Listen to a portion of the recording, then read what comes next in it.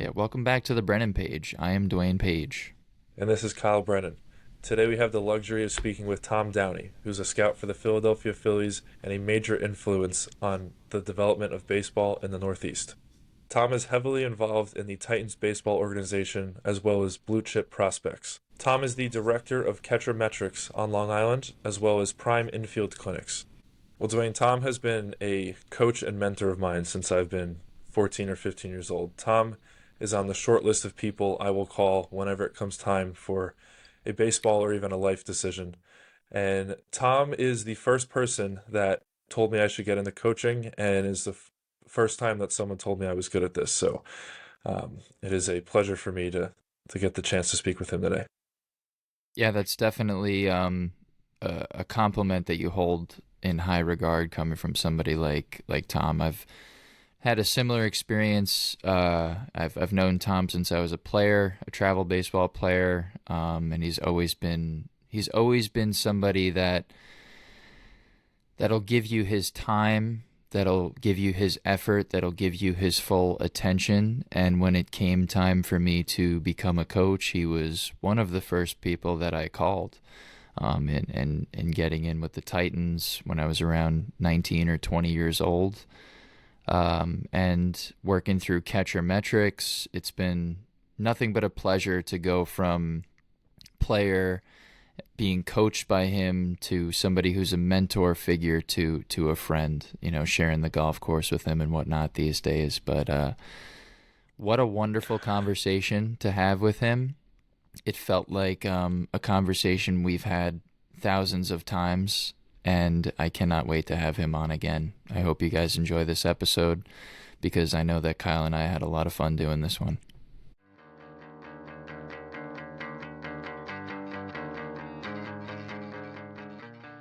You guys both thoroughly would have enjoyed the menu yesterday. But Yo, give me a little preview. What'd you have going on? What'd you have going? well, the prep work started Friday night.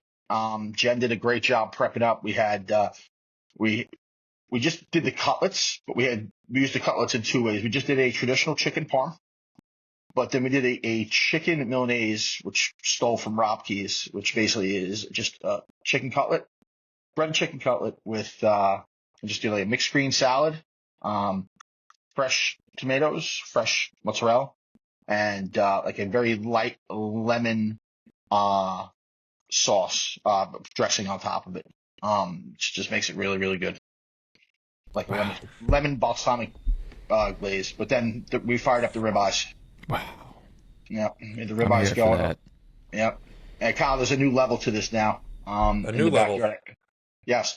So I've been trying to master the crust of like a really good steakhouse steak has that little crust on top that makes just everything taste a little bit better. Yeah. So I was gifted a solo pizza oven for Christmas, and we broke that out. So For the steak. so I'm now able to reverse sear the steaks at a 950-degree temperature. A reverse So sear. yeah, Damn. so you get that nice crust on top. But like it was the maiden voyage for the steak yesterday, so I was super nervous. So they might have been at like a little bit at medium well to well yesterday, but we'll make some adjustments. We'll get it done. Yeah. Yeah. Mm. Now you Big, you big had time players make big time plays right there. That's nice. I like that. Yeah. You had Uh, started well, I don't say started, but you took your cooking to another level during COVID, I think. Is that yeah, correct? that definitely is. And a big influence like social media, like when TikTok came out and there's like people started just cooking on that stuff. I'm like, I can do that. If that person can do it, I can do it. So we just kept just plugging away and saving things and making condiments like rosemary salt, which is very easy to make. Hmm. But then just, I obviously always love food, but the ability to make it now. And as I get older, Jen and I went out for dinner like 3 Saturday nights ago, and the bill was like 250, and we really didn't, we had like a drink each, an appetizer, and entrees. And it was mad because I'm like, I could have done this at home for a lot cheaper. And she got like skirt steak. And I said to her, I said, Jen, I said, the cost of this meal, we could have had 16 ribeye steaks from Costco, like, and just had ribeye steaks for 3 months available. Like, and like that's the way I've started thinking about this now. Even though I Especially do, when you have that capability. When you have yeah, the ability to pump them out like that, yeah. no. So Is like that a? it is. Yeah, Kyle. I'm I sorry. was gonna say, Cut you off. was that a goal? No, it's okay. So was that a goal of yours to be able to cook like this, or is it just No, that? it's never a goal. I just kind of walked into it, and just I appreciate because I grew up around great cooks. Like my mother was a great cook, and I used to watch her do things, and I'm like, oh, that's really good. And then my best friend's mom was like the quintessential Italian cook, where if you went in that house on a Sunday morning, that sauce was on the stove all the time, and she would make her fresh meatballs, and then there was like lentil soup and all those different things, and I always appreciated that. But as I get older and had the wherewithal to try to do it, and you just experiment. Like you just get better and better with it over time. I think it's just it's become a nice like when you have a day to do something where you can kind of plan it out. It's great and it's appreciated. And I think I heard this the other day. It's like when you cook for people, you're showing them that you love them. And I think there's a lot to that too as well. It's like very prideful having that Easter dinner last night. And it was kind of a brunch and dinner, and we just had like 4 hours in between things. But when you do that stuff, I think it's a good way to show everybody, hey, you appreciate them. That's very well said. Mm. I had a nice conversation with a player weeks ago, maybe like a month and a half ago or so, where he talked about he's like, man, like what the hell am I gonna do when baseball's over? He's like this is my life, bro. He's a junior right now, and I'm like, you got to find other things that give you joy and stuff. And I was like, talking about when I finished playing ball, it was hard for me at first, but doing things as simple as going to the supermarket, well, finding a recipe online like yourself, like you see something, you're like, oh shit, that looks good, and then you put it in your brain that you could do it. Then you go to the supermarket, you get the ingredients and everything, and you put that stuff together, and whether you're cooking it for yourself or a group of people, like that feels good. Finding things that feel good outside of the game to give you that level of enjoyment, and realizing that baseball is not really your only avenue for that is kind Yeah, of where the conversation was with that guy, because he's kind of alluding to the fact that that's really where he gets his only enjoyment from is being on the baseball field, which is relatable. But I was just kind of saying like something as simple as making your own meal. And he had a tough day one time, a couple days after, and I said to him, I was like, dude, I'm telling you, go home, like make yourself a nice meal. If you can, if you have if you have the tenacity, make a meal for your family. And then I'm telling you, like you'll feel good. And he came to me at practice the next day, and he said he did it, and he was like, it was so nice to watch, people enjoy what I made and stuff, that's and I great. really thought it tasted good, and I was like, yeah, that's what it's about, man. It's finding little Yeah. things like that. Well, I think it's scary because I think everybody is in our ring is just identified by this game. Like everybody knows everybody as that person, and I think for probably for both of you guys, like when you saw the playing career, and I know for me it was the same way when it wasn't going to happen and it was going to stop.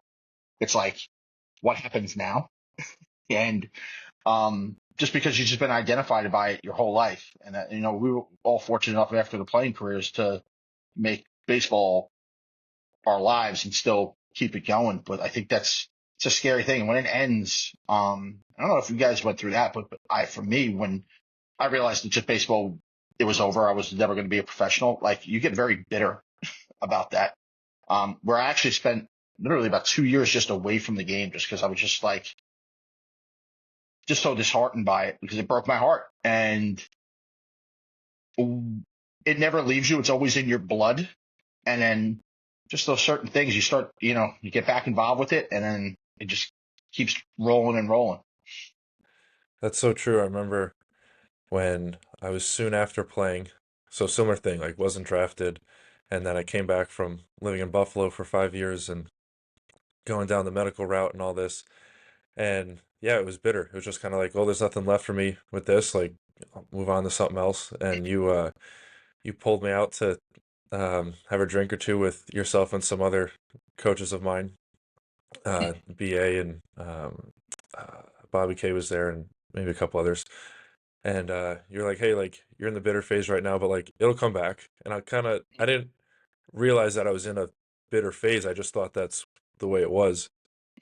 And you're like, you sent me a really, I still have the screenshot of the text. You sent me a really nice long text later that night. You're like, hey, your passion for life and for this game eventually won't be denied. Like when you're ready, we have a place for you.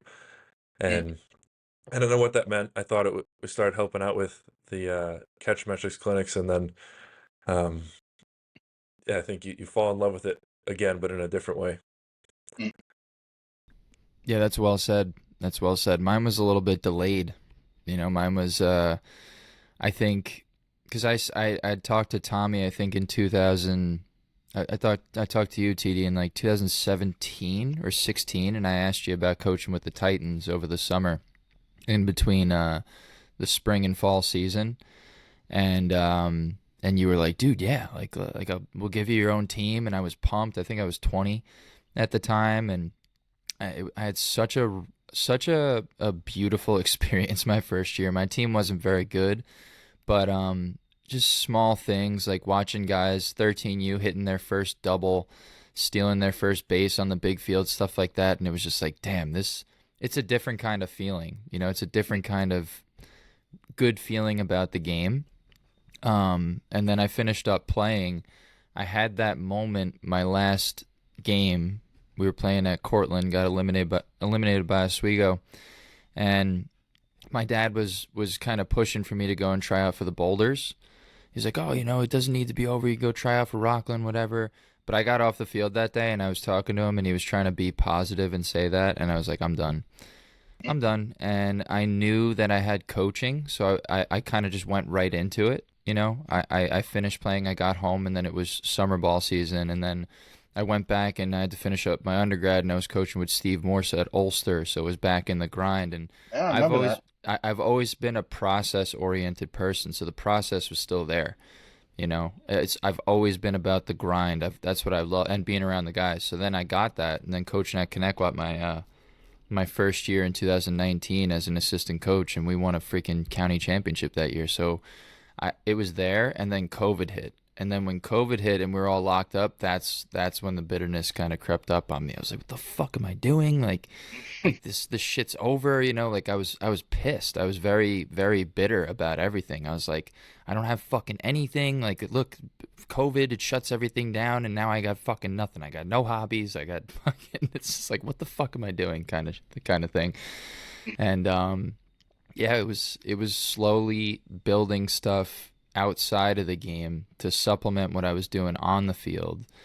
Taking some notes out of other people's pages of how to, lead a life that's satisfying, and that's how I got to the point where I'm at now. I like within that, like there are a lot of things that I think happen in that stage that you learn a lot about yourself with when we're in that like limbo phase. And I had this same conversation with Richie Trufo the other day. Is like, he played, he was probably good enough to play at the professional level, and it just didn't happen for him. And then he had gone to Brown, did his grad year at Richmond, played there, and he went to finance, and it was like that same thing where he just texted me out of the blue, and he was ready to coach again this year, and it was fun, because he has a lot of valuable information to give out to the younger players, and it's like when you watch it, it happens almost every single year. Like you get to those things where it's like you get guys that come back and they're like, I'm ready to do this again. So that's always fun to see too. And being in this for as long as I had 20 something years, watching you guys as from young kids develop into men now, and to go through the trials and tribulations of life, because there's no, it's funny. I think every step of the way you think you finally get it figured out. And then now at 48, I'm like, man, I still don't have anything figured out, even though I have knowledge, but that knowledge is great for certain things, but you're always still learning and, um, going through the trials and tribulations of life, it doesn't matter if it's baseball or just anything else in general, you start to understand like you're never going to have it completely figured out, but just use your knowledge along the way to help yourself through every facet of this, and it's just, there's stages. No, there's definitely stages to it. And I think with being involved in baseball for so long and it's the same game for the most part over and over and over again, something I've always found intriguing about you is that you have growing interests and curiosities in other things. Like Mm, whenever we're taking a drive out to uh, Cove or Carl Place for metrics, or we're headed somewhere for a showcase or whatever, like the conversation, yeah, we catch up on baseball stuff, but it's always like, hey, I learned how to cook this new thing, or you're telling us about I used to be like an avid skier and like mm, run trips and mm. this and that. And I think that interest keeps you on your toes a little bit and it keeps things colorful. Yeah. I think you have to be curious about stuff. And it's like, I go through like I turned on YouTube the other day on TV, and you look at like what's recommended, and it's like dogs, cooking, baseball, blackjack. It's like there's a whole bunch of different things where you look at it and go, I have interest in all these different things, and it's like, okay, what do I want to do? Like my algorithm is like way diverse in stuff. Because like I think I'm curious with a lot of things. And I think it serves me well in the baseball stuff because I'm always trying to continue to learn and pick up things and just learn different ways to say things. So you can kind of put it in the Rolodex, and I might have heard Dwayne say something about something to a kid, and I'll remember that. And it might not be the next day, but it might be like a year from now where I just go, no, you remember the way Dwayne approached that kid? I'm like, that's very useful for this kid right now that I'm dealing with, you know? So I think the more and more with that, it's like you, you have to have humility when you're doing this stuff, and you can't know it all. And that's those people I try to stay away from, is the people that think they have it all figured out and know it all. I want to be around the people that are trying to learn and are good teachers and use some of the things that they have. And they say like that really for me, that's what kind of energizes me within the baseball stuff, is just like, dude, it's like cooking. It's like, there's probably 10 ways to cook a steak. Why not know all of them? My way is not the best, like, I might like the way I do it, but there might be a time where I use another method, so I think if coaches can be that way, it helps kids out because they don't just get stuck in just teaching one certain way of doing things. Tom, tell us about that curiosity for you at a young age getting into the game, and what that was like for you. Oh man. It was funny because I had moved in the beginning of second grade, out to Holtzville, and I was lucky enough there was just a lot of kids my age, there, and I didn't really.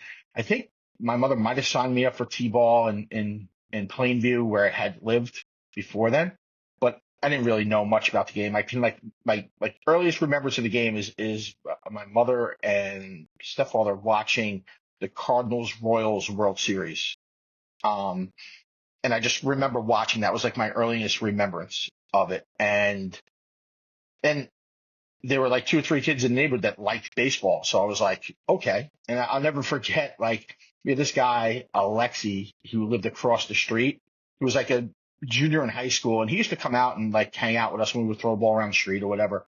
And so we started playing like wiffle ball, and he's like, you're holding the bat the wrong way. I was like reverse grip as a righty. And it was like, all right, let's do it that way. So like you start to like learn the game, and then more so we just like I was lucky enough when we were younger, my backyard was big enough that that's where we hosted our baseball games. It was just tennis ball, baseball with a wiffle ball bat. Um, and we just played a lot. Like we play like during the summer, like if it was a nice day, we play in the morning. Then we'd probably go run around and like play manhunt in the woods, and then come back like just before dinner and play again. And that's what we did. I didn't play Little League baseball till I was in fourth grade.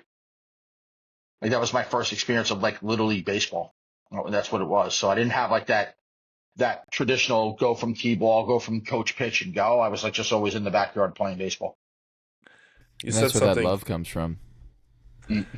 Yeah, you said something interesting where you said you were hosting games. So as a elementary school kid, you're hosting baseball events. Oh, it's my. We were fortunate that my backyard was probably one of the bigger backyards growing up, but it was wild. Like first base was a dead tree. Second base was this white birch. Third base was always marginally put somewhere. There was like a big bush over there, but we had all these rose bushes as the fence that wrapped around the corner of the property, and it was always thorns and stuff. So like when the ball went in there, it was always just it was an adventure getting it because you'd come out with getting rose thorns on you. And we always just played with tennis balls, and like well, one buddy he always brought tennis balls. I don't even know what the budget was. His mom just brought us the tennis balls. And like I remember for I think it was like Easter one year, I was like, Mom, can I just get like a thing of tennis balls because we're like running out of tennis balls. Like he would just lose them in the greenery of the bushes.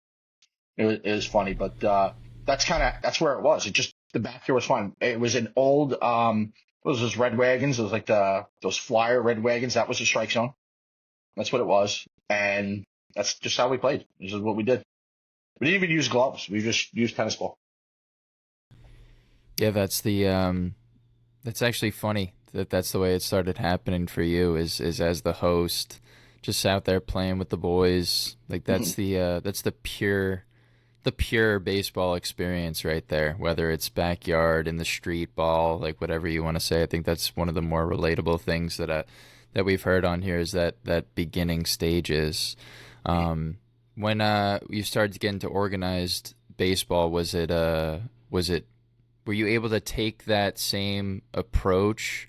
Was there a moment where you were like, okay, this is a little bit more serious? I'm sure there was elements that kind of remained, or It was like mid to late '80s. So it was like, geez, I mean, first travel ball experience was like fifth grade, and it was just a town team. Like back in the day, like there wasn't what it is now. It was you either played in the PAL League or the Town of Brookhaven League. You weren't doing tournaments or doing that stuff, and you just played league. You just played league, and it was all town teams.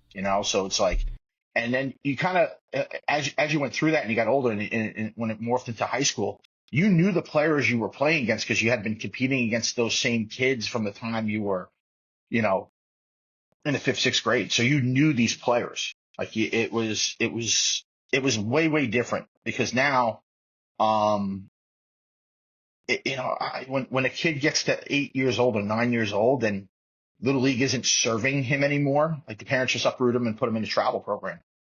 So like that sense of like community and knowing the players always drifts and it's different.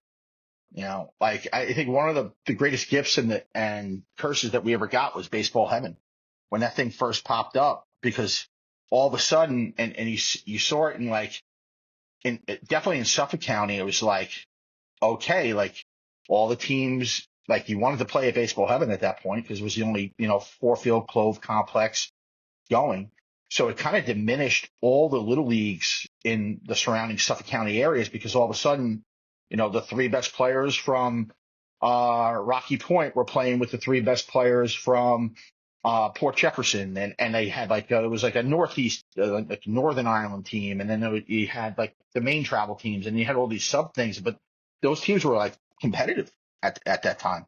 So you were getting conglomerates of the best players, and what happened to the little leagues there? It shrunk. I mean, when I grew up in the Sachem School District, we had when we were 12U, I think we had something like 18 teams in the Ronkonkoma Little League, 18 12U teams.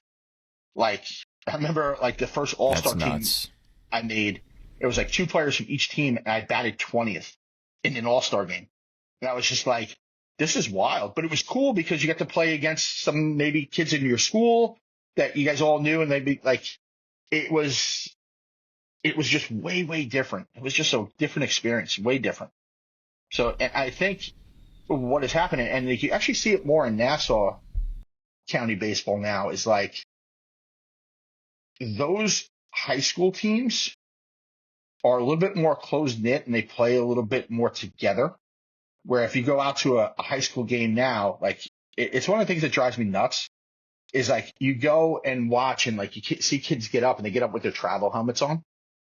And even if it's like a Titan helmet, I'm like, I don't like that. I want to see everybody have conformed helmets and not like this individualism that goes on.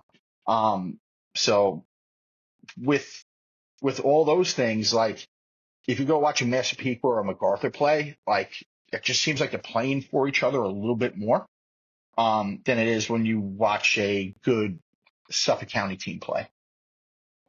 So I think that makes sense. I completely yeah, agree. Because they don't have that big complex in NASA where they were all generated to. Yeah. So, but I think I said it's a gift and a curse a little bit. If you look at the players that have come from Suffolk County, you might say there's a little bit more pro players there because they got to play against better competition, more consistent, better competition earlier on. So it kind of breeded that like thing. So like you look at like a Stroman and Max, Logan, guys that they're all Suffolk County based guys. And not that Nassau doesn't have great players. They have tremendous players. Some of the best players I've ever watched are Nassau players. But like if you did like a study of it, like I think if you took a real deep dive, you'll see like a lot of the higher end players played more competitive travel baseball early. So it's a very interesting thing for me to watch over the last, 20 something years. I think that can kind of be captured in saying, I think the ceiling as far as the talent has the best player. I think I've said this before. I don't know if I've said this on here, but I say this to a lot of different coaches. The best player now, I think, is better than the best player when we were playing, when you were playing, then Kyle was playing. I think the best player right now, talent-wise, is probably better, but I feel like the guys that fall in the middle and the guys that fall on the bottom are not as, like, baseball IQ-wise there because the little leagues aren't there. So what I'm saying is when I was playing Little League Baseball, there was practice all the time and there was guys there teaching you the fundamentals. So even if you weren't there talent-wise, you said to yourself, hey, I'm not a guy that is a great hitter, so when I get up, I'm going to try to put the ball on the ground and move a runner over or bunt or do something like that. And most guys were pretty good defensively.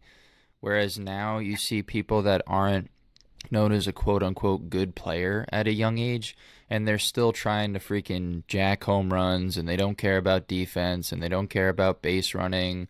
Like, they don't care about dirt ball reads, which would drive Coach Brian LaRusso fucking crazy. Like, I was watching, it's off topic, but I was watching a fucking Florida versus Mississippi State game last night, and it was so sick watching the guys' dirt ball reads. Like, the kids nowadays, I think, are so uber talented at the top level, and the guys that just fall in the middle and towards the bottom of the barrel, I feel like just aren't fundamentally sound. Like, forget about the skills. Forget about the fact that, like, you can't hit the ball 100 miles an hour. Forget about that. Or throw the ball 85 plus. Like, what do you know about the fundamentals of the game? What do you know about your base running? Why isn't your base running good? Why isn't your defense good? Why can't you play multiple positions? And Tom, you probably had this too. If you had a position you played, say, oh, okay, I want to be a shortstop. And then on your one travel team, there was a better shortstop. What'd you have to do? You had to fucking play left field or learn how to play first or something. There's not that nowadays. It's okay, well, now I'm just going to move teams. I'm going to go to a lesser quality team so I could play short instead of compete. Yeah. So that's just what I see. Yeah, it's definitely a trend where, with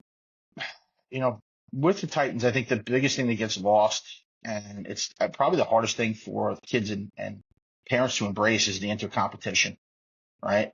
So when everybody aspires, they want to be a college baseball player. They want to do that stuff, but they don't understand how to compete because there's so many options for kids to go and just do and go and like, hey, if I'm not getting exactly what I want, if I'm not batting where I think I deserve to bat in the order, or I'm not getting the reps at the position I think I'm the best at, where they can just go find another spot where that's going to be fulfilled.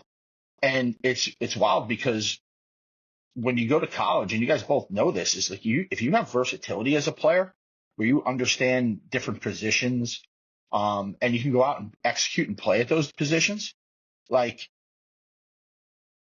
your value is huge. If you're just stuck in one spot and you're not athletic enough, or you don't have the skill enough to go move over one position on the field, you're going to be in trouble. Not only just when you get there, but just being recruited. When guys look at guys and like, hey, listen, I'm going to have to play this kid in the outfield maybe for his first 2 years and then move him back into the infield, because that's where I know he feels the most comfortable. But like, if you don't have that skill and you don't develop that skill early, you're handicapping yourself. So you've got to learn how to compete within that and in that environment. Like, if you don't do that, you're doing yourself a huge disservice. And it's like the players now are a little bit more right now about it. Like, it has to happen right now for them. And they don't have, the mindset or the backing from the parents to like, okay, just go out and do what the coach says. They have their, your best interest in mind. They want you on the field. But be able to play 50% of the time at a position that you're learning. All right. And it has a lot to do too, a little bit with like at the amateur end of things, like we're getting away from like league play and more like that weekend warrior tournament stuff. And it hurts because if you're a coach of a competitive team and you go out and, you have your 3 pool play games, and Not if you time get to a, experiment. yeah, and you get a hiccup in that, now you're losing the ability to play your 4th game.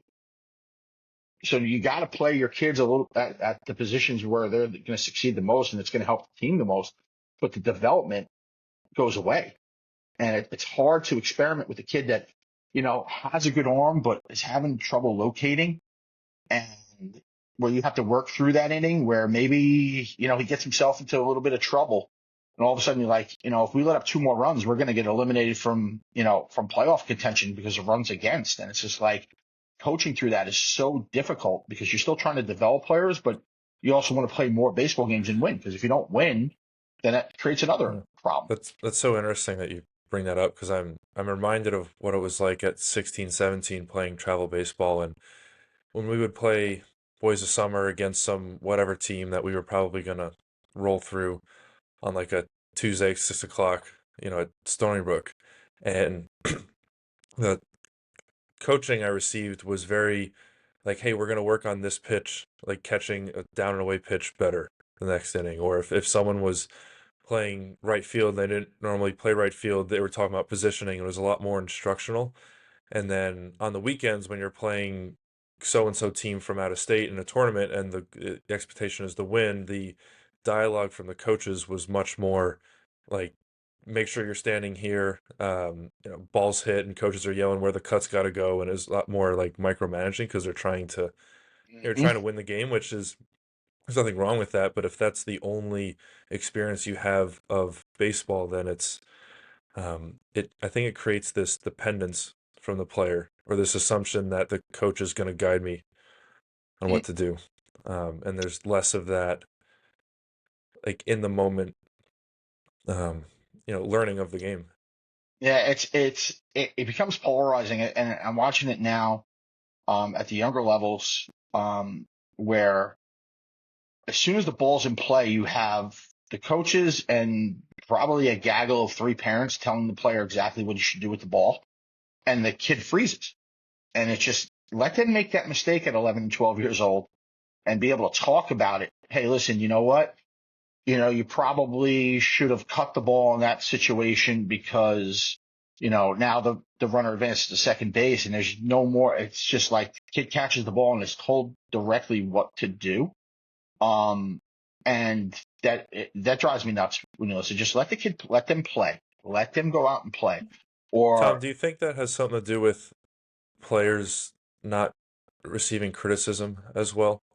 meaning that if a, a player normally is free to make a mistake and they're comfortable knowing that if I throw the ball in the wrong spot, I'm not going to get yelled at or I'm not going to be told what to do. And then once they make a certain decision, if they're going to come back in and receive some feedback from a coach or mentor that they trust and respect, that they're going to want to seek that in the future versus the other player that is the ball's hit at them, they're getting screamed at what to do, and if they don't do the right thing, someone's like, "Oh, I told you this," and then that kid is suddenly the only feedback that kid wants is, "Hey, you did a good job," because the opposite Correct. of that is, "Hey, you got it wrong." Yeah, I think, and this it's a huge trickle down, and you go down this rabbit hole of like, okay, what do kids do mostly these days? They're on their phones, they're on their iPads, they're on their devices where they're getting somewhat instant gratification about what they're doing, what they're looking at. And so when you watch sporting events, it's kind of the same thing. Is like they need that to feel okay.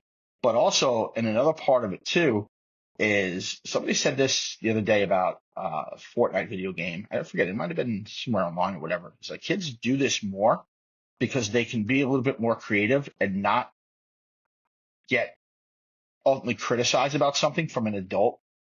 And they have the freedom to fail. And that's why they kind of generate towards that a little bit more. Which I thought was super interesting because as coaches, we're all like, put the controllers down, do this, but they're probably getting what they want out of those games because they have the freedom to go and fail because they can respawn and go try to do it again. Yeah, so Where, creative.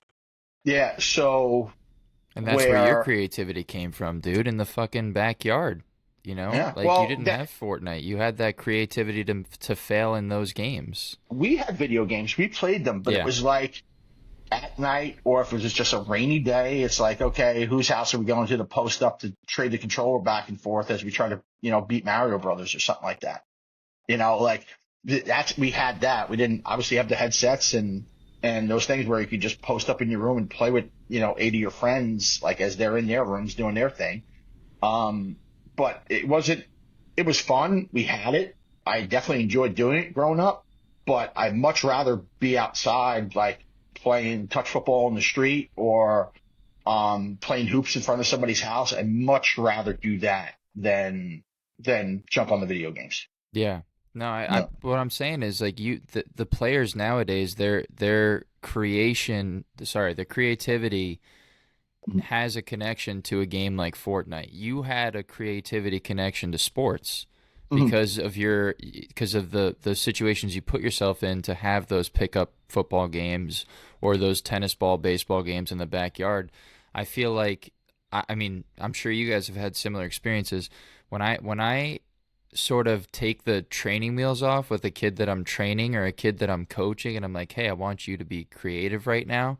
Like it's like uh, and an example I've shared on this podcast before, I think it was when Sean O'Neill was on, was talking about pregame routines for catchers. And I said to a group of catchers I'm training, and I said they're I think middle school aged, and I was like, all right, you have 10 minutes before you're getting on the field. I want you to make sure you have some receiving, some blocking, and maybe some transfer and footwork stuff in. What do you want to do? And it was like, that like there's no, I was like, what, think about every drill we've ever done. You have 10 minutes right now. What do you want to do? Like, what do you think you can do in this span of time? What do you want to do? What would get you ready to play a baseball game right now? Like and the creativity isn't there. So I try to have those kinds of mental, physical exercises with the kids that I coach, the players that I train, where I allow them to have that creativity to just get them starting to have some ownership of themselves for the game. Because Mhm. the last thing you want is these chess piece robot. And what we're kind of talking about in a bigger thing is when you want to be successful in this game, overall, being a good athlete and being somebody who is creative is so, so valuable and so essential to be successful in this game, whether it's as a player or as a coach. It just is. Yeah, I think you watch it now, like, fortunate enough over the last 12 years or so to go to the Dominican Republic, and you watch the joy and passion that the kids play with at that age, down there, whereas they're constantly, they've got a vested interest in what everybody's doing. They all want to work together, but like their looseness and athleticism, um, trumps ours at that age because they're they're encouraged to try to throw from different arm slots. And like going back to like that backyard baseball feel, like nobody like I remember like when I tried to throw a curveball, I would like just like drop down because I felt like I could spin the ball better when I was pitching. And it wasn't like, well, you didn't get your arm out there and your release point was here and this, and we got to get your arm angle at this certain level to maximize spin and do all this stuff. It's like we were learning how to do that stuff on our own, like through things. It's like through just trial and tribulation. Like in middle school, we used to play a game called Asses Up, where you just had a tennis ball or a handball.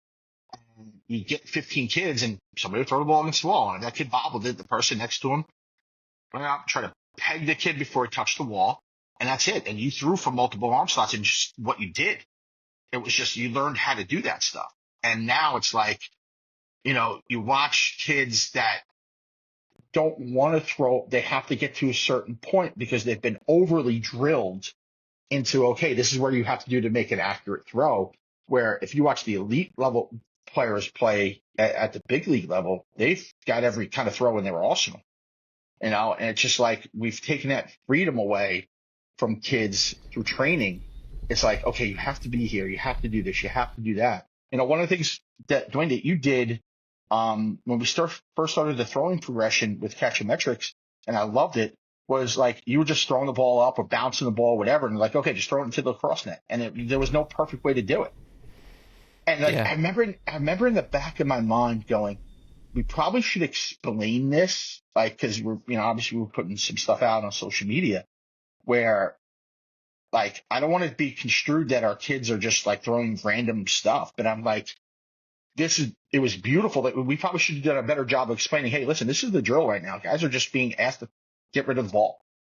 And it doesn't matter where it's from, because in a game, you might have to come up off a base and your body's momentum might be headed towards second base, but that guy retreats back to first and we just get to rip one off from the side and go. And I love that we started the clinic with that.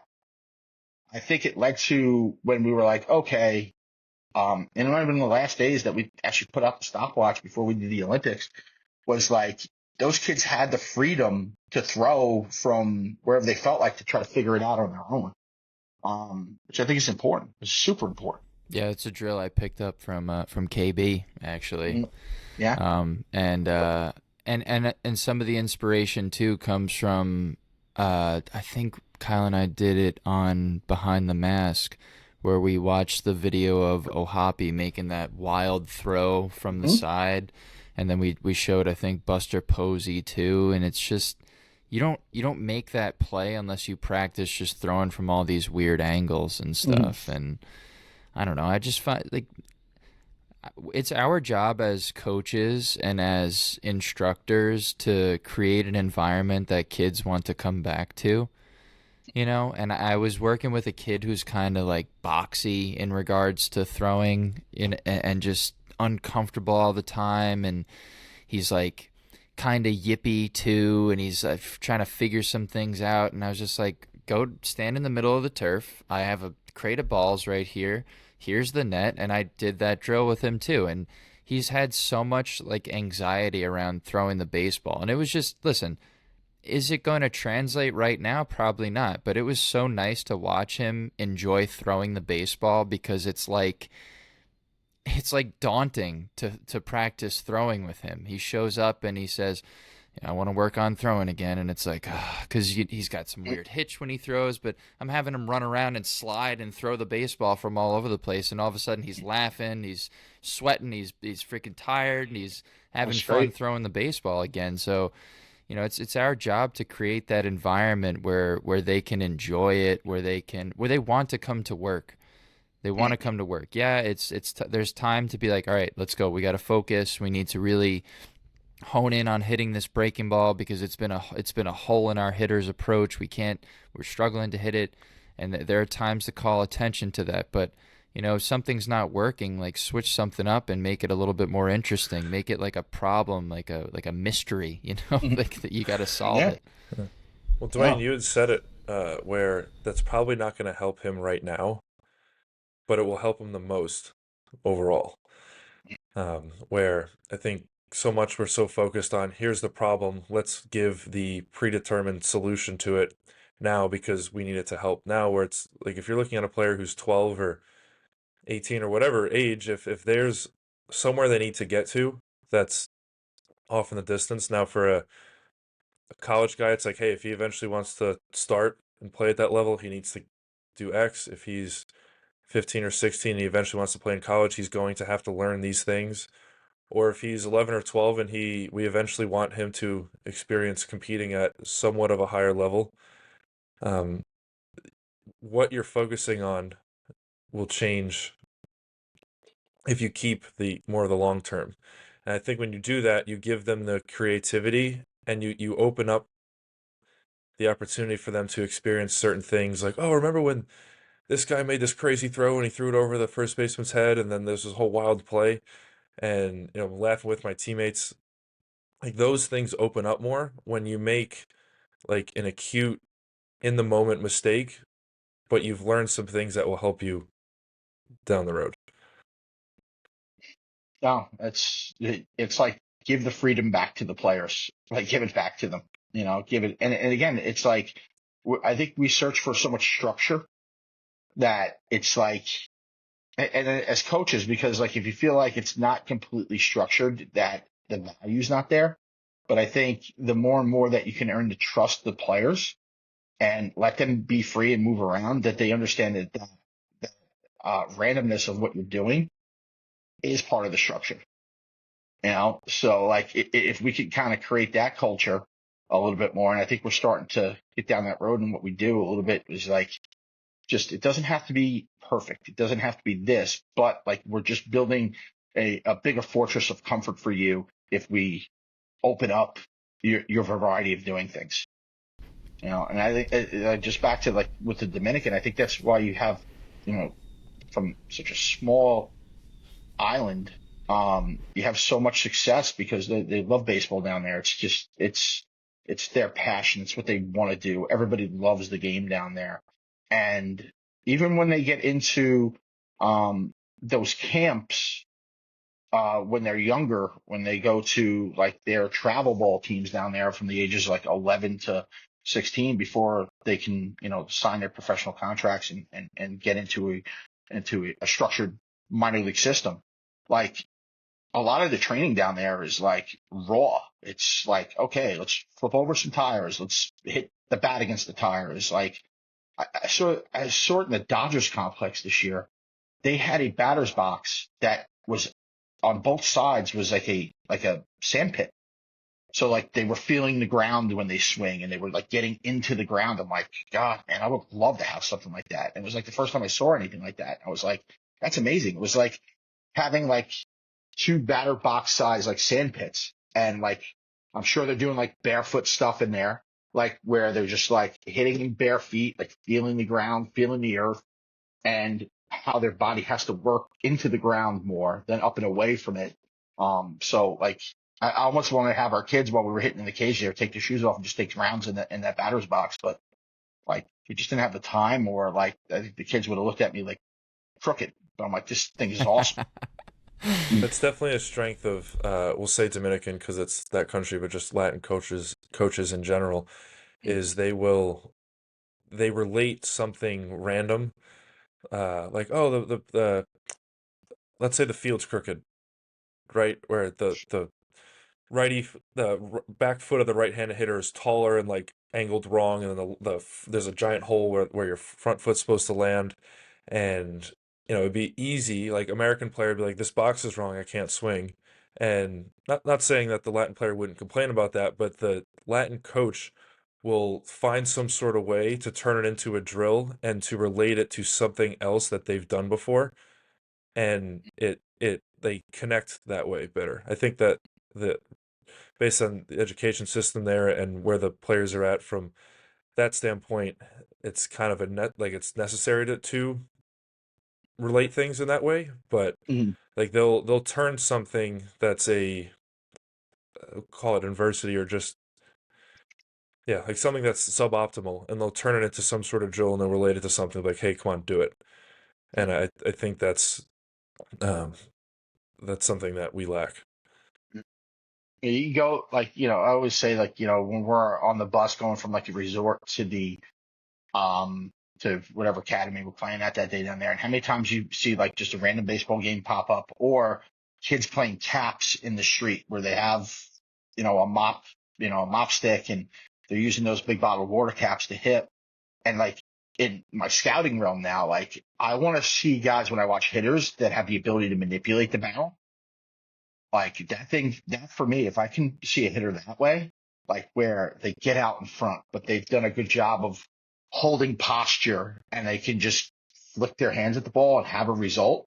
Like that stuff is gold for me when I can find a hitter that does that stuff. Like it's almost to the point where we watch hitters, it's like factory produced, where a lot of kids have almost the same exact swing now, where it's just like, okay, this is it. This is what like the trendy looking swing looks like, but they have no ability to manipulate the barrel at all. And then you look at the best hitters in the game, and they have a really, they can all do a really good job of manipulating the barrel.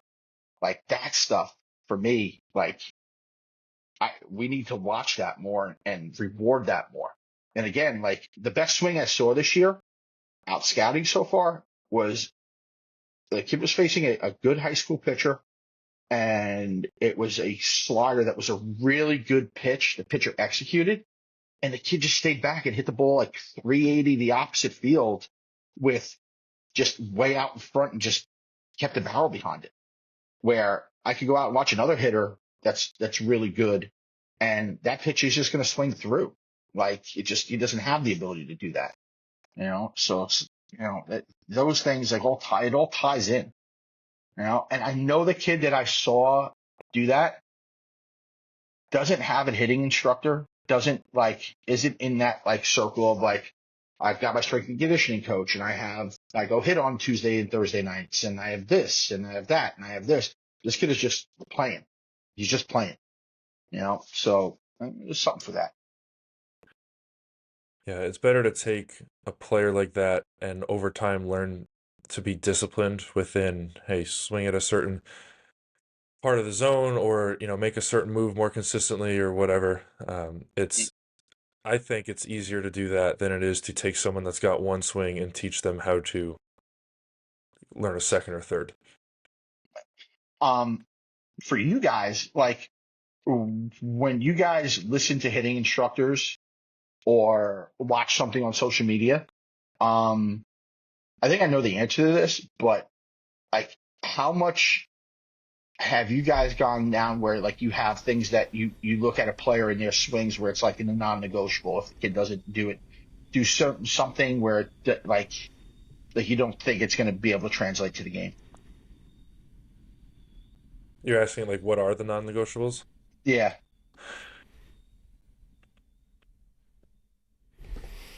I mean, What? I do think a guy has to. I think a guy has to have a good lower half. I think he has to have the ability to have good direction with his swing. And I talk about guys having to make the last adjustment with their timing, not necessarily swing when it gets to different velocity, that you just kind of want to make an adjustment with your timing rather than make a swing adjustment. But I do think that the more important things in regards to the swing is the guy's direction with his swing and how the lower half is moving, honestly. Because if they have bad direction, they're going to have issues with outside and inside pitches. If they don't have a good lower half, they're going to have trouble with depth. There are some non-negotiables in those regards, but I think I pay attention to the guy's contact point a lot, and then what they're doing with like when they're getting beat, what it looks like. Are they getting beat and they have are they getting beat with good direction? Like the idea of, I forget who the heck said it, but good hitters aren't afraid to get jammed, where they're Mm. kind of changing direction in their swing, or are they failing with good direction? Because then that kind of allows them to, like a pitch that you might hit a little bit deeper than you want. Like I think about like an Arias, where he has good direction with the swing, he gets beat, but he's still able to kind of hit a single or flare a ball out there. And then somebody who might have a little bit more power than him or a lot more power than him keeps their direction, catch the ball out front, and it's a double or a homer. So, to put it simply, I really think that direction, like the direction of their swing, what it is that they're doing to get the good direction of their swing is probably, it's up there for me. Yeah, for me, it starts with timing. If it's usually late, but if you're later out in front, the mechanical stuff's going to go out the window. So, guys just starting slow and fluid and being like in a dance with the pitcher, and their move going from slow to fast. Once you have like a herky jerky move early in the swing, it's hard to smooth that out later. So, um, landing with a stable head, like we could talk about. Uh, Actually, one of our hitting coaches says it really well. It's not getting to a balanced position because at no point are we balanced. If you hit stop at some point, we would fall over depending on when it was in the swing. But just being in a state of equilibrium where eyes are stable, the move's repeatable, and whatever move they have, they hold it. Um, I think the more that I had trouble thinking of an answer to that when you asked, because I think the more that I learn about hitting, and I've seen really good hitting coaches talk about it and just watch better hitters over time, um, it's a lot more like zoomed out, not specific to a certain mechanical move, because guys are different, especially at the upper levels where you have guys that are unique on purpose in a sense. Like you have um, Freddie Freeman and Juan Soto swing completely different, and they're both really good. Um, so to say that, or like how Shohei Ohtani loads and how Mookie Betts loads are completely different. Um, so to say that like you have to get to a certain position, or X or Y has to happen, or everyone needs to scissor, or everyone needs to do this. It's all, you get distracted, and this is why I don't really spend so much time on social media with this. You get distracted looking at one tree and why it's a good tree instead of like what's important, which The is actually, forest. yeah, which is before you had asked us that, Tom, I was gonna say that one of my favorite types of conversations that I have is with yourself, and then also and or with Michael Pesci about like how you look at a player that's in their mid to late teens and try to decide if they can become something, whether that's playing in college or at the pro level, or to become a big league baseball player. Like, how do you see that early on and project? Oh, Is a I mean, I think one of the things that like I just want to make one point to that is, and before I answer that question, because I think it's a really good question, it's a fair question. But the timing, you guys both mentioned timing and how different it is for everybody, but how hitters that have good skill sets that have bad timing, like guys can move the barrel at an elite speed, or their hand speed's really good, but just don't have timing, and how poorly barrel consistency is with that. And I think it's like, I don't know if I've ever been in a clinic where like, okay, this station's all about your timing. Um, because like you said, there's different trees in the forest, right? And everybody's going to have their own timing mechanisms. Like if I look at video of myself when I was like, I don't know, eighth, ninth grade, there was so many moving parts to my swing. I'm like, how did I have any timing with all that's going on? Because I would never try to show anybody those videos and say, you go do this, right? But like you say, all those swings are different, but all the great ones have that elite timing mechanism. It could be a Rise or Freeman or Soto or Judge or, Otani, they all have their own little things that they do that to lead into like having that innate ability to kind of put the ball in play when they want to put the ball in play, and when they want to try to hit one really, really far, they have that timing too. Like it's weird. I don't know if there's a magic elixir for that, but I think that's something with young hitters now that I really would like to see better, as guys have an understanding of what their timing is. Sorry, I had my mic muted. That's an interesting point that you bring up too, and it's something that I've seen a lot on social more consistently.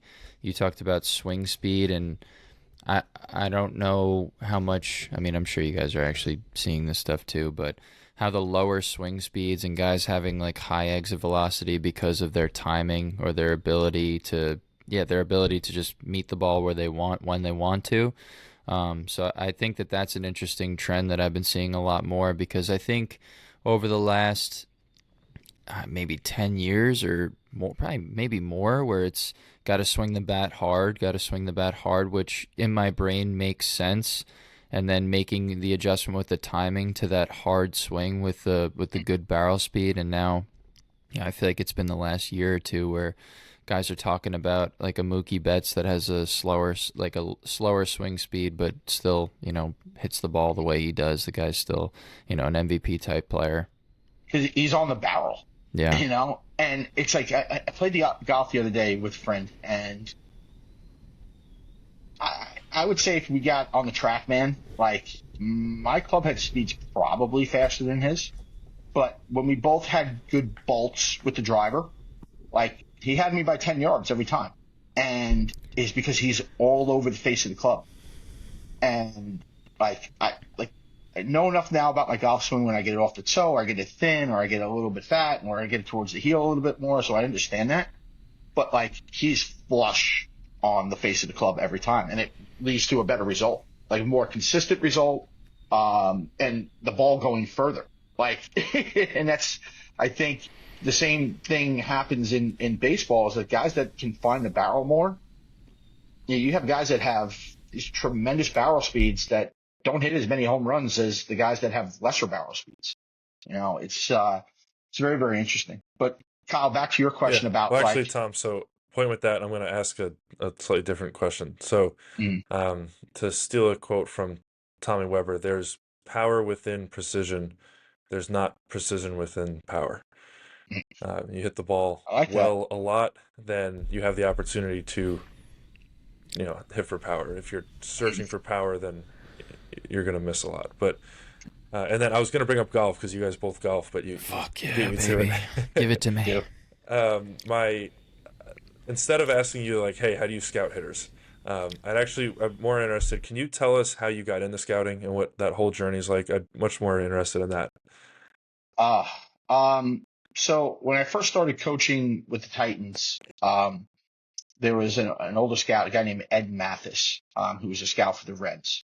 And it's weird because he would always be around. He was always at games, and he would always stay and watch. And it was like, did we ever have like a pure prospect that he was going to draft? No, but he wanted to know these players.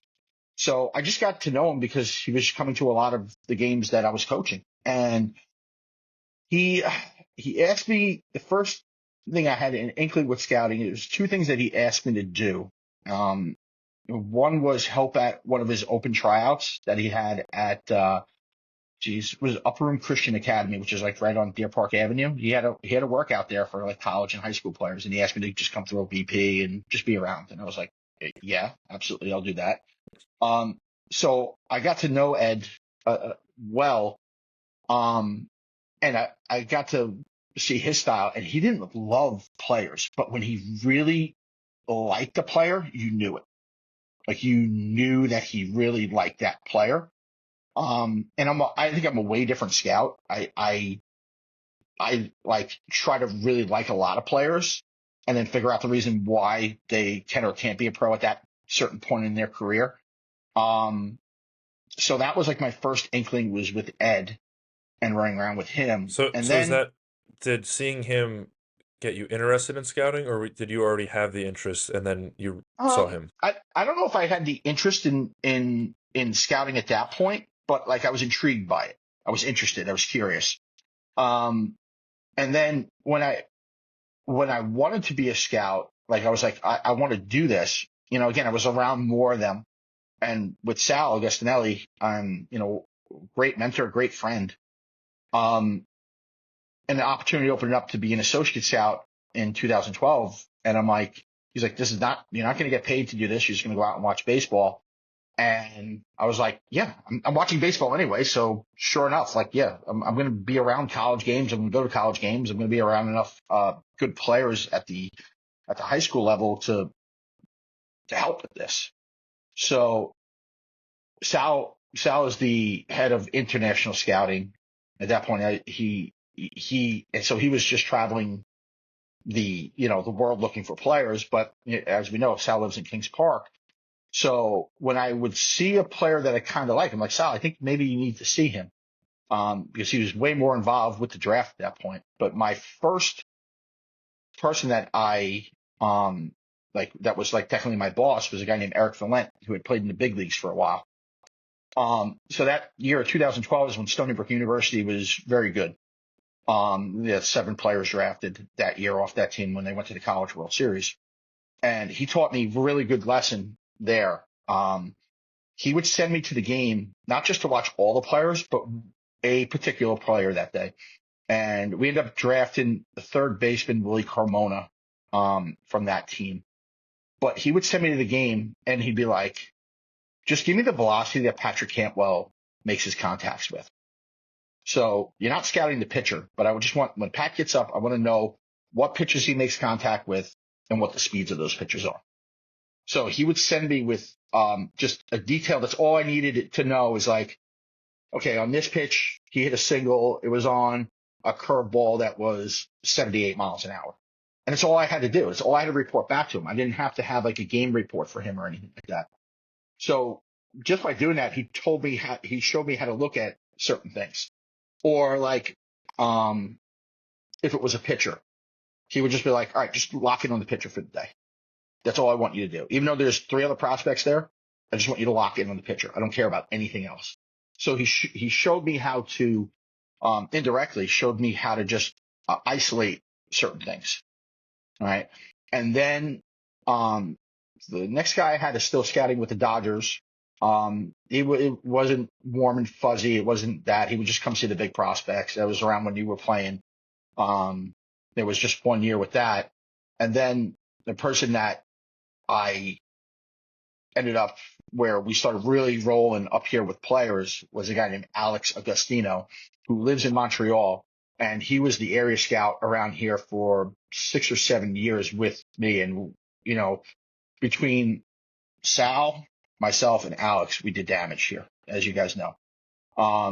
And the greatest part about that and dealing with both of those guys was there was no ego. And they went, do you like a player? Tell me why you like the player. And if I need to go see him. And so as that started to morph a little bit more and more, both of those guys liked players a lot. Sal, I mean, inherently, because now as you watch the way that they have to scout internationally, is they get to dream and love on players. They're trying to look at players when they're 15 and 16 years old and go, does this kid have the ability to be a big leaguer? And so the base root of my scouting came from Sal and Alex as far as go and like players a lot, and figure out at the end when you have to finally make a decision on them, are they ready to be a big leaguer, or are they ready to be a pro, or do they need to go to college, or are they just going to be a good college player? Like, you have time with it, And then when Alex moved on to be the regional cross checker, basically he covers from here to North Carolina now. I had another scout come in, and he was like a lot more particular with stuff, but wanted me to write up players as soon as I saw them. So I remember it was EJ Exposito, who obviously I watched grow and develop, and it was, I went out to like a March midweek game, and he's like, hey, just write him up. I'm like, I want like 30 more at bats before I write up who he is, but that was the way he wanted things. And it was more of like that's more of the way that I know that cross checkers work now is like they have to go in and see a guy and then write them because they have to see so many players if they're covering 3 regions of worth of players where it's different. So as far as like my journey with the scouting, that's kind of how it worked is I got an opportunity, to be an associate scout and then we did a really good job with it. And, I've been a paid scout for the better part of 12 years now. It reminds me, it sounds like your earlier philosophy, or I guess way about it, scouting players earlier on in your scouting career seems much more in line with like coaching or player development, where you're looking Yeah, for I mean, what the positive within the player, like what the player could be, and you're mhm, looking for ways to pull that out of them. yeah, And then eventually you might have reasons to believe that it's not going to, there's not enough in there, or there's some roadblocks that I'm concerned with or whatnot. But you're starting from a place of like what's inside. yeah. Um, And I think the biggest thing that gets overlooked because guys can go out and scout off a radar gun very easily. But like when you're looking at a fastball, like everybody knows what the reading is, but there's different types of fastballs. I go out to games where a kid is 90 to 94, right? And he gets hit. He gets hit around the park a lot. And then I'll go out to see another kid that's 90, 94, and he doesn't get hit because the fastball is just a little bit different, right? And I'm watching him, like at a college level, I'm watching that, but like you have to see, like for me, like I like guys that can pitch with their fastball. The best pitchers in the game pitch with their fastball, right? You look at like who's been the most dominant pitcher for us in recent years, like Jacob deGrom. Like that guy pitches with his fastball. When he was at that elite level, I think his fastball was at like maybe 60% of his pitches. I think, I could be wrong about that, but it just seemed that way when you watched him throw. Like if you can find an elite fastball, it doesn't matter what the radar gun is. Like you yeah. watch it all the time. Guys throw upper 90s and get racked. And why? Because it's a little bit flat. It doesn't have enough life. There's no deception in the delivery to cover up what it is. And there are guys that can throw lower fastballs that are much more efficient because there's some deception. There's a little bit more movement. There's a little bit more of this. Um, even like with spin rates on stuff, like guys can have great spin rates doesn't mean it's going to be successful. It's just part of the tool that you can use to evaluate. But I think when you look at that, and then when you look at hitters, man, there's so many variables when you look at hitters in these realms. Like, all right, who's he facing? That's a big thing. It's like, especially at the high school level, like you're trying to like when I went out last Monday, I went out to that game to watch it because I knew he was going to face a good pitcher. Like I can't evaluate a high school hitter facing 76 to 80 miles an hour. It's just not like they can get away with mistakes and it looks good, but I got to find somebody that at least a college level pitcher when they're going out. So that's like the difficulty in scouting hitters at the high school level is that. And then when you get to college level, it kind of obviously Tom, I want to stop you there. When you're mhm, watching a amateur hitter, so in high school, um, when they're seeing 84 to 88, let's say, mhm. um, and you have to decide, can this guy hit 95 plus at some point? What are some things that you're keying in on? And if it maybe an Uh, easier way to answer that is like when you watched Logan play as in high school, what made you think that, hey, this kid will be able to handle upper 90s one day? um, it had nothing to do with his tools. It had, obviously knowing Logan from the time he was 11 years old, there was passion, desire to be great. There was an elite discipline. He's the most disciplined player that I've ever been around. Right. Those things transfer more into, and obviously the tools that he had were there. Let's be straight here. Everybody knew he could catch. What he's done so far in his young career with the power numbers that he put up, is surprising, I think, to a lot of people that knew him that way. But in the back of my mind, I'm not surprised because I knew he was going to be obsessive about becoming the best possible hitter that he could be. Right. So, and Kyle, you see this a ton is like, there are a lot of guys that you're probably coaching right now in A-ball that you go, this guy has all the tools in the world. He could be a potential all-star. but he doesn't have the mindset to do it. He doesn't have the ability to deal with failure or the discipline off the field to make sure he shows up to the park in great form every day. Like, those things are wildly important. And there's not a metric or a skill that can, you have to get to know the player and watch the player in failure points and points where he's really succeeding to have a instinct about how they're going to be a pro. I say this all the time. Everybody wants to be drafted, but does everybody want to be a pro?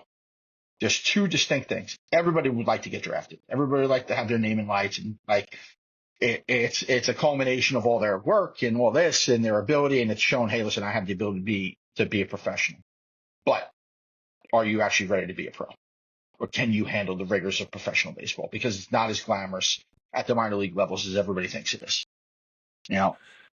So for me, like, those are the things, like, you have to take deep dives on players. You've got to get to know them. You've got to find out all their little inklings, all their things, so you can make the best possible choice. And listen, it's a coin flip, guys. It's a coin flip. Anybody that goes out there and tells you, hey, listen, I can discover a big leaguer, I can do this, I can do that. Like, it's a coin flip. They could have all those intangible things that we just talked about, and then just the skill never gets there. It's just, they get to a point of development physically or within the skills of the game where it flatlines. It's just there, and that's who they are. Right? Like, you go out and watch a college player, like, there's nothing wrong with being a really good college baseball player. Everybody will always remember you as that type of person. But maybe their skills just aren't enough. Maybe they've peaked physically where there's no more projection left in them. So that for me, I think, is, like, when you look at scouting, there's so many different variables that we don't have metrics for. It's so true. The intangibles of, when you're scouting someone and the importance of getting to know them. Something I've been thinking about a lot recently, and we may have, actually, I don't know if you and I have talked about this, so I'm grateful to do it now. It's, I don't want to say easy, but it's simpler when you have a makeup of a Logan O'Hoppe or like a Nick Roselli or someone that's like just an absolute wonderful person that's going to do what it takes. And it's simple when you have someone that's just got 10 set head and they've got all these distractions and there's like 105 reasons why this won't work, even though the talent's there. And there's a lot of people in the middle, which is where, our job as coaches is to see, can they have certain experiences? Can I have conversation with them? Can I put them in environments where they can learn some important life lessons and maybe change some things and, turn their career around? Knowing which players can and can't make those adjustments is a mystery to me. And as a scout, you have to, as you said, it's a coin flip. Like, you need to make decisions before you get a chance to do that. Yeah. And it becomes tougher and tougher because, like, it's more so like, if a kid shows a professional skill, you've got to go evaluate them. And so you lose that time to be able to get to know the player because you have to cover so much. And I think it's one of the harder parts of being like a cross checker is, like, you're in and out. Like, you have to rely on the area scout a little bit more to, like, have them make up stuff, right? You have to be able to lean on those guys a little bit more, which I know Alex does for me, and Casey is he allows us to take the deeper dive so that when he just does, like, okay, I saw this and it's a 55 grade fastball, or it's a 65 grade speed, or something like that, where he has that, and then you rely on each other as a team. And that was one of the great things when, back when Sal was a little bit more involved in the amateur side of the draft and Alex was in the region and the draft was 40 rounds and not 20, where it was like we worked so well as a team together. So that when, and just to say this, because I think a lot of times go like, oh, you drafted that player. I didn't draft Logan O'Hoppe. All right. We drafted Logan. The Phillies drafted Logan O'Hoppe. All right. Sal drafted Logan O'Hoppe. Alex drafted Logan O'Hoppe. I drafted Logan O'Hoppe. Stuart Smothers, who was the cross checker at the time, drafted Logan O'Hoppe. Johnny Almaraz, who was our scouting director, drafted Logan O'Hoppe. And I know all 5 of us didn't pay a signing bonus. The Phillies paid the signing bonus. So that's one of the things I like to stay away from is like who drafted who. Oh, that's his guy. I don't like that. If when as an organization you're operating in all cylinders, you guys are working as a team. And that's a big thing. That's how you have success. And just in anything, you know it. Like if you're working with a hitter and then the head coach says something about it and you guys are collaborating and that kid has success, then you guys did it together. Right. And I don't like where it's, oh, that's his guy. That's his guy. That's that guy. That guy had success. Oh, he drafted him and we all knew it wasn't going to work out. No, you're part of the thing that said yes, you know? So like that for me is super important. I think, you know, it's tougher to get to that too in this day and age in the 20-round draft. It's like the player has to be so much more professional ready where when you hand them over to player development, like they don't have the time to like create a player anymore. They don't have time to go, oh, this is a great piece of clay to work with and go for like somebody like a Ben Brown who needed player development to become the big leaguer that he is today. Like in this day and age, like that's not there. It's not there anymore. You know, it just is what it is. Like player development has to have almost just ready guys to get them conformed into the system. You know, that's just, you know, the way I've been seeing it over since COVID. So, I think that the teamwork thing I wanted to hit on with you talking about you and the other scouts and the directors and the Phillies in general. That's really a testament to how you and the people around you think. So I know I just wanted to highlight that because that's just the kind of person that you are, the person that we love here today, TD. So I appreciate you mentioning that. Well, let's think about this, right? Let's think about like CatcherMTRX, right?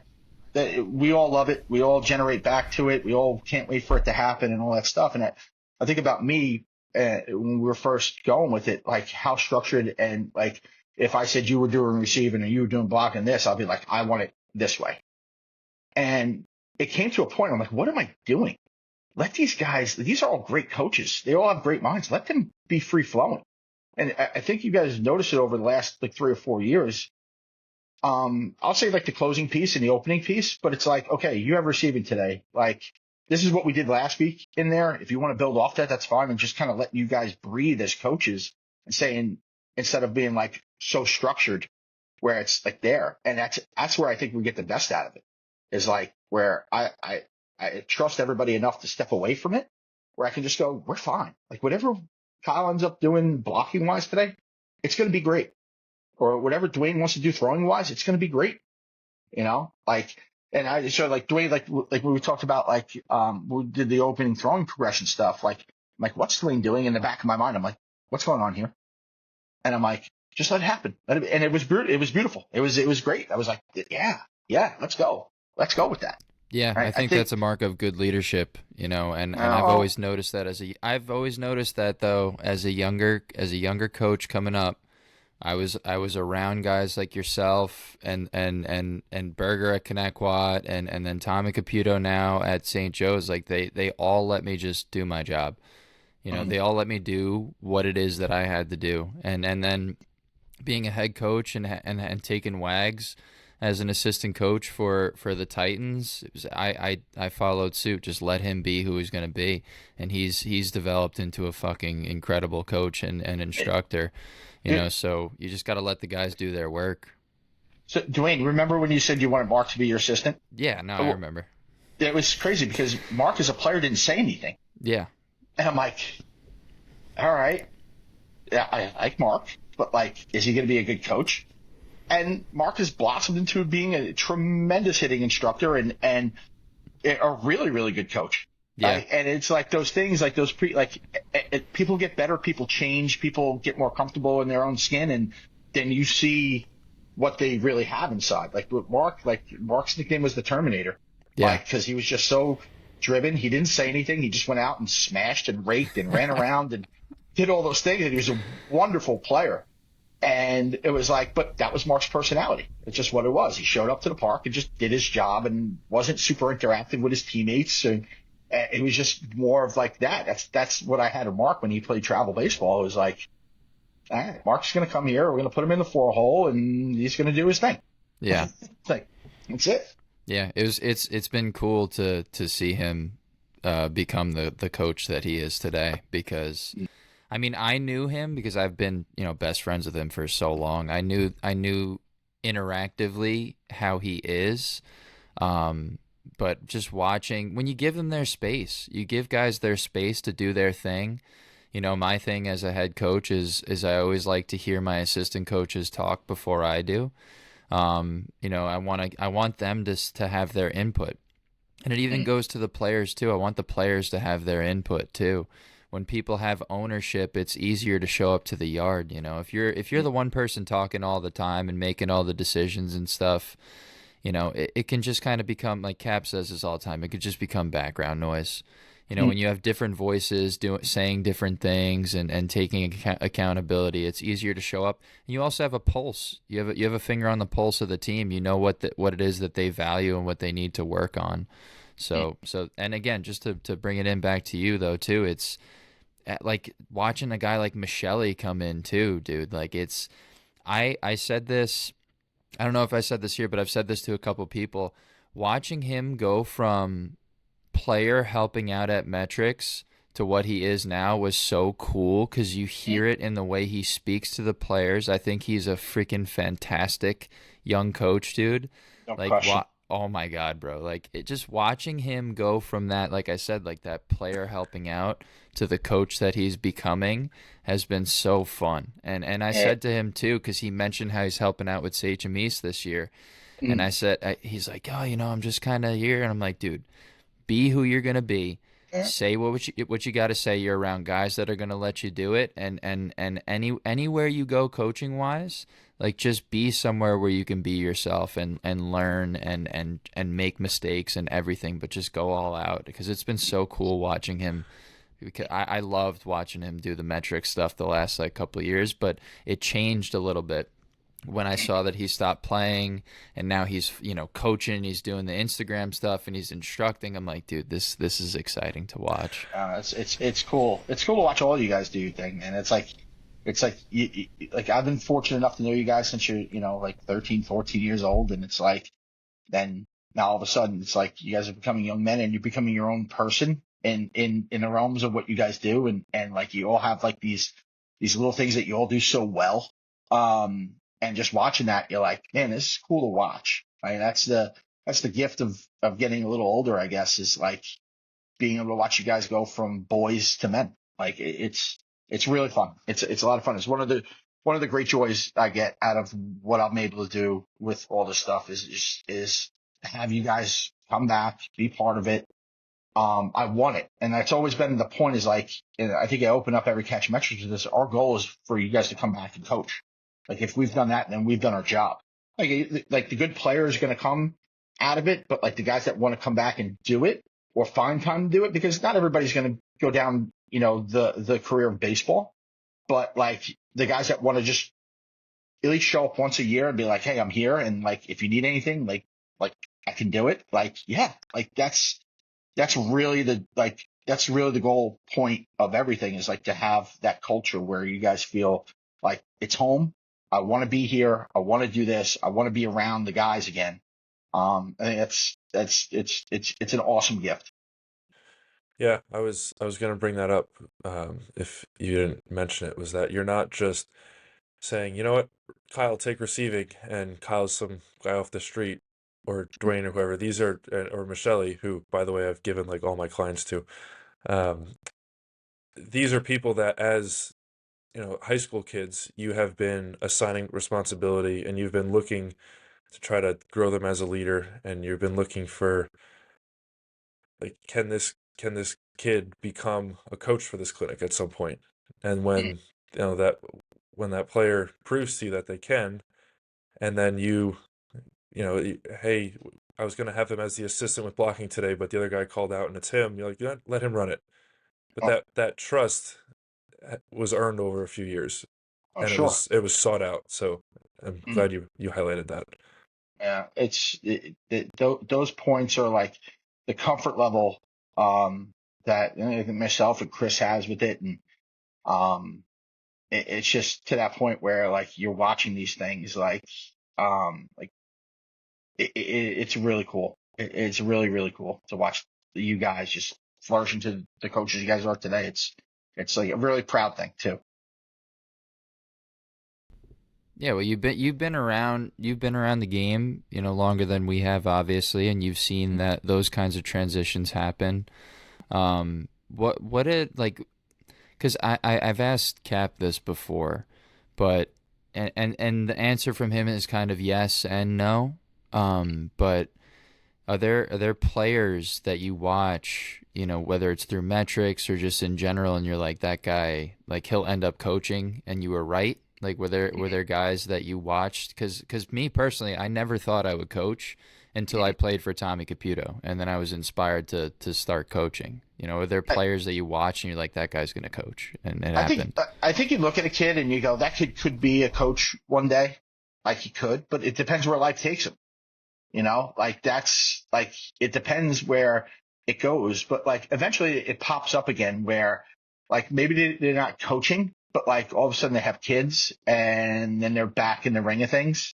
Like Billy Albino, a great coach, was coaching high level colleges and stuff, and life just took him in another direction, and now he has a son and he's back in the mix with everything, and you're getting Billy back. Like it was great. I remember Scott Jr. and I were like the first. I remember Billy just randomly texted me like early October. He's like, "Hey Tom, I want to get involved with it." I'm like, "Do you want to come down and do CatcherMTRX?" He's like, "Yeah, I'll come and do that."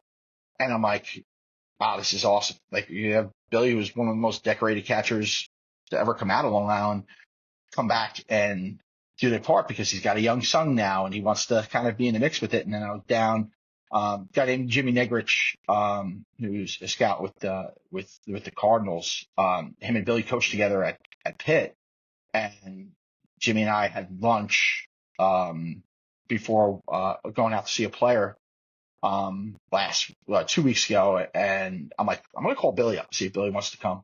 And Billy was like at Sachem East versus Sachem North watching that game. He's like, "Oh, I'm over here watching this." I'm like, "We're at the Medford complex watching Jaden Stroman." And he's like, I'm like, "Billy, you should come over." He's like, "Well, I'm kind of just locked into this game right now." I'm like, "All right, cool." But then the following week when we went out to see Nick Fresco, Jimmy and I were both there, and he came, and then we're just sitting there watching and talking. And I'm like, "Billy, what do you see? Like, do you see anything different? Like, what do you like about this kid?" And like, just asking his opinion on stuff. Because he's seen high level talent, he's recruited high level talent. But just like watching it, like come back for him was just a great thing, because he was away from the game for a long time. I think at the foundation of all this is you prioritizing the relationships with everyone. Mm. And that's Um, something you work hard to maintain off the field as well. I think it's just, I think that's just part of my personality. Like, um, I like having these conversations. I seek these conversations. Like, I want to have this stuff because I want to learn.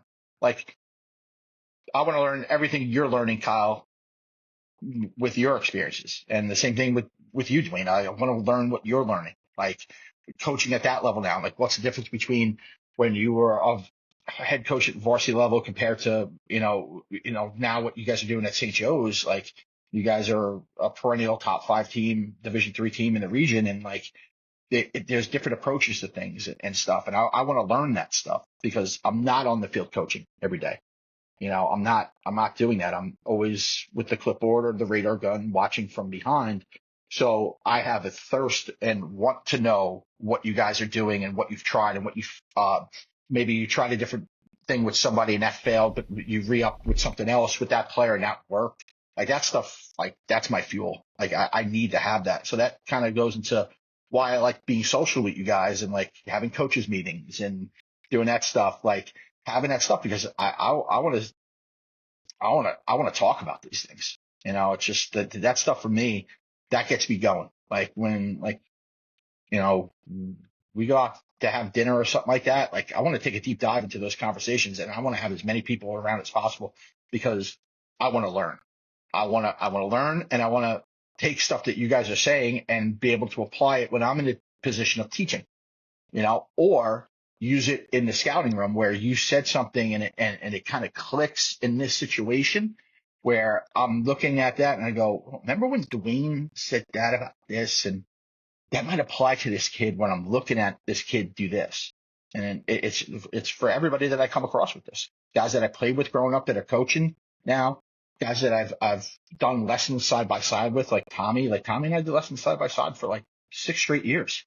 I had one eye, one ear in his direction, and one eye, one ear looking at the kid that I was trying to help. Like, because I knew, especially with Tommy, there was no ego involved. There was no anything. He was just trying to make kids better. And there wasn't one way that he did it. And he still to this day has so much versatility in his coaching style that it serves him to be a tremendous, tremendous coach. I think pound for pound, he might be the best overall baseball coach that I know because he has that much versatility. Like it's a really special tool.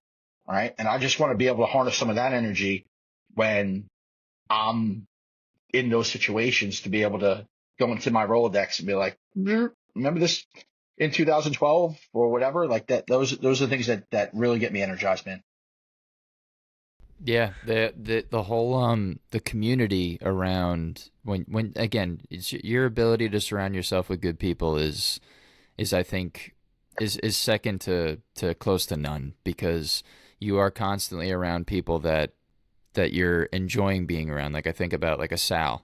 Like I could sit there and talk to Sal for fucking ever. He's an incredible human being. And the same thing could be said for Tommy and yourself and Kyle. So I hear what you're saying, and I can relate to those kinds of things energizing you. Also, maybe a little bit of friendly competition on the golf course too. That stuff is always exciting too. That's it. And it's funny, and you guys are learning this now. Like you're gonna search to compete too. Yeah. And like it's definitely translating to the golf course. Like I like to go out and chew it up, like me and BA, like going out and playing, and like in that one time a year that maybe I get him, like actually, like in the back of my mind, I'm like, oh, it's a little bit better than him today. Like it doesn't happen too often. It doesn't, because he's very good. But like even like with Michael Hoppy, Logan's dad, like going out and like he's a really good golfer, and if I get him that day, like I'm like, yeah, hey, let's go, because you're searching for that, because we can't, like, you can't go out and run up and down the basketball court anymore, or play the game anymore at the level that play at. Like I definitely wasn't one of the softball guys. I tried that for a year, that wasn't going to work for me. But like you're always searching to compete. Like that's like I think that never goes away, but like in the best ways possible. Like so, like I go out and I play with BA, and like oh god, it was last year. It was like me, Brian, and like a random Brady Clark, Jim Clark foursome, and Brian was going really, really low, like really low. Oh, that was at Mill Pond, right? Was that the day I saw? That was the day I saw you there. And when we got to like hole 14, like I didn't even care about my game anymore. I didn't. It was all about like, can Brian shoot par on this course? Like, can he do it?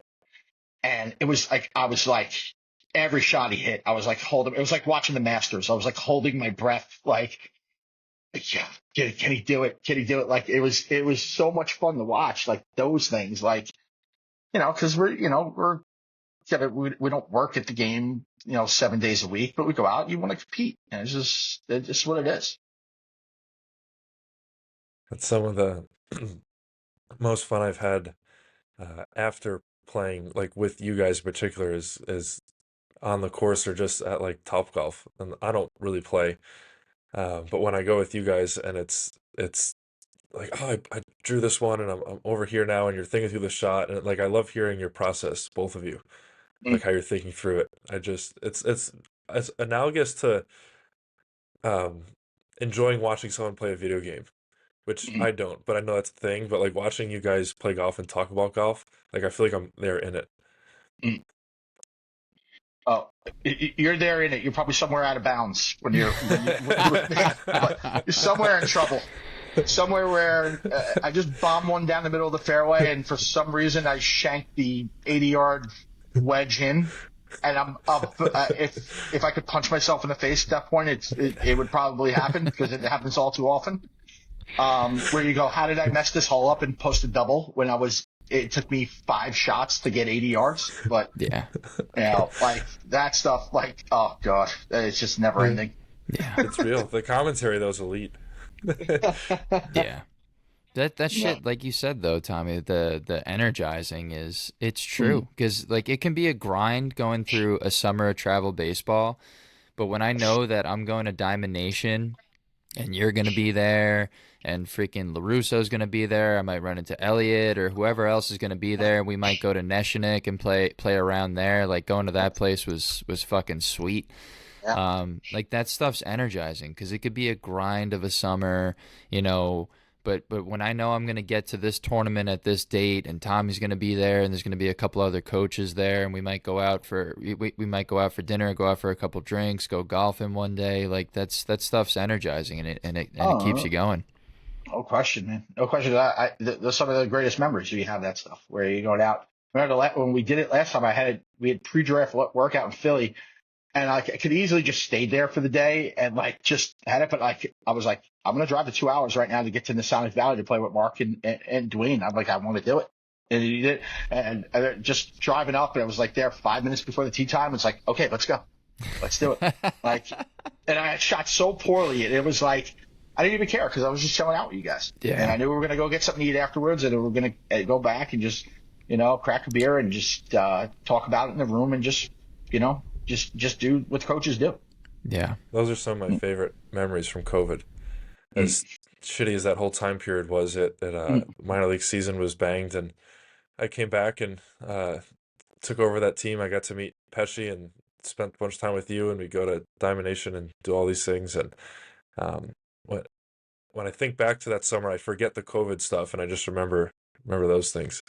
There's it's going to sound really crazy because it was, a defining point, but there's some things, some good came out of COVID. Like you got back to just like, I, I felt like my stress level was very low during those times. It's really weird, because you were able to just do things like go out and ride a bike or like go walk somewhere because you couldn't go out and scout. There was no baseball to like go watch. And it was like, that was a little bit drawing sometimes because you missed it so much.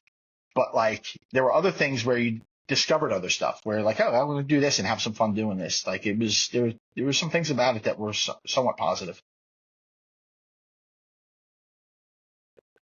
Are we arriving to our mid-podcast pee break? If you Yeah. guys need to, sure. Yeah, I gotta it's that take a time. leak. I And I think gotta refill my water. I think I have 2 little girls that need to go to the bathroom here. Yeah. So, All right. let See the you in a girls couple out. minutes. All right. We'll be here.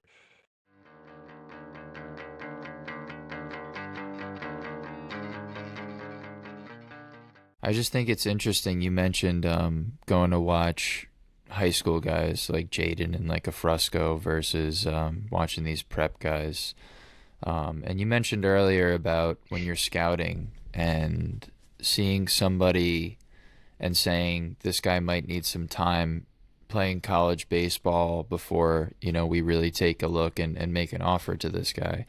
Um, like how much do you take those kinds of like what is it that you see that has you take those things into account? Because and there's a couple points I'd like to make after you answer this question, but like what kinds of things do you see that says like, okay, this 17-year-old that's in high school is ready, this 17-year-old needs to go to college, this prep student that is technically still a high school baseball player, it was worth him going to a prep school for us to really take a shot at him. Like, what makes a college athlete more attractive than a high school guy? Like what are those kinds of like what are you thinking in regards to those kinds of situations? Well, if you look at it in like if you just take the high school guy and just look at it, it's like when you look at like facial features, like is he in his body yet? Like is it there, or is there still more room to project on the body?